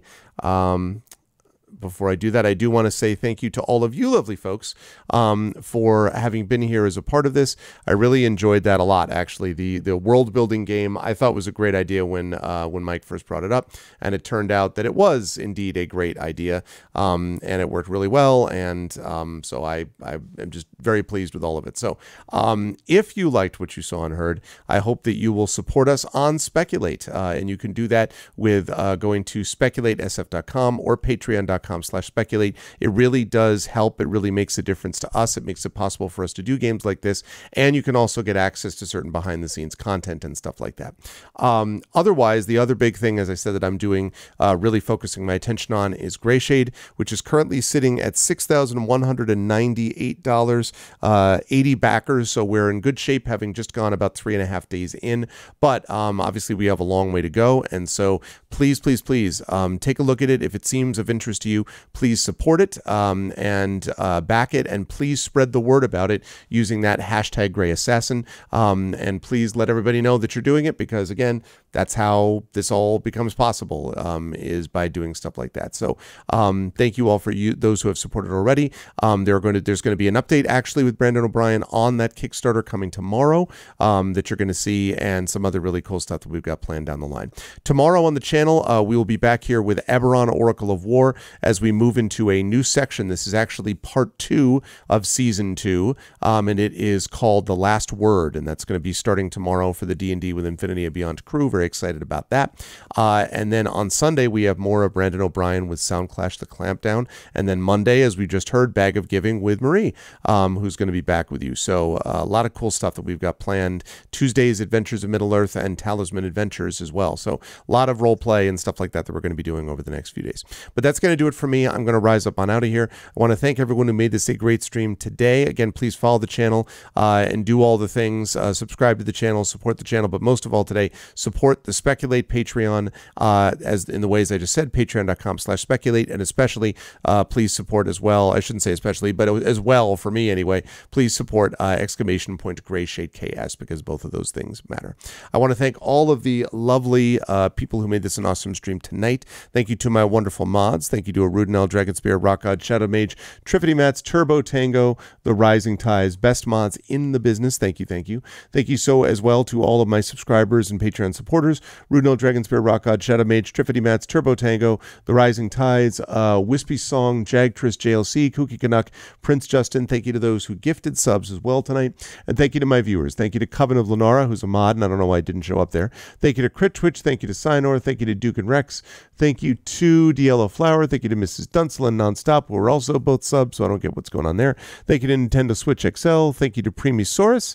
Of course, thank you to Twitch Streamer. Thank you to Yumickle and Zed Proxy. And special thanks tonight to, of course, my fellow players. Thank you to Marie. Thank you to Premee. Thank you to Brandon. And thank you to Mike for GMing. Very exciting to be a part of this. Otherwise, again, support that Gray Shit Kickstarter, support the Speculate Patreon, and I will see you back here tomorrow at 7 p.m. Eastern for the season 2 season 2 part 2 of season 2 of Eberron Oracle of War with The Last Word. Until then, everyone, please be good to each other, and I will see you folks soon. Everyone, have a good night.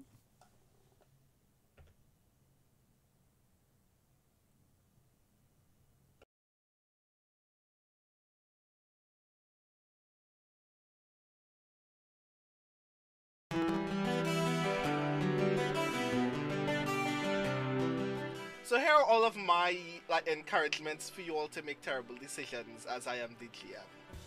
Ash has a crossbow bolt in her side, 0 dots in skirmish, and 0 dots in wreck. And I'm so excited to see this get even worse.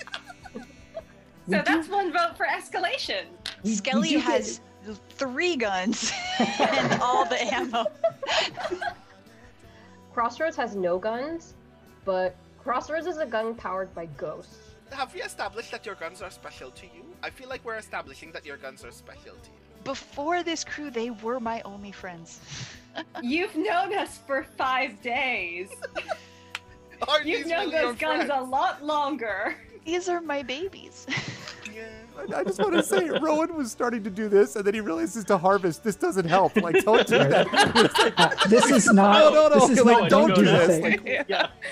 Doing this to an executioner? Yeah, that's not what you want. Like this, like... We call that the go sign, you know? Like, yeah. Oh, man. This theme's great. I will do a fortune roll. Notes. No thoughts. Head empty.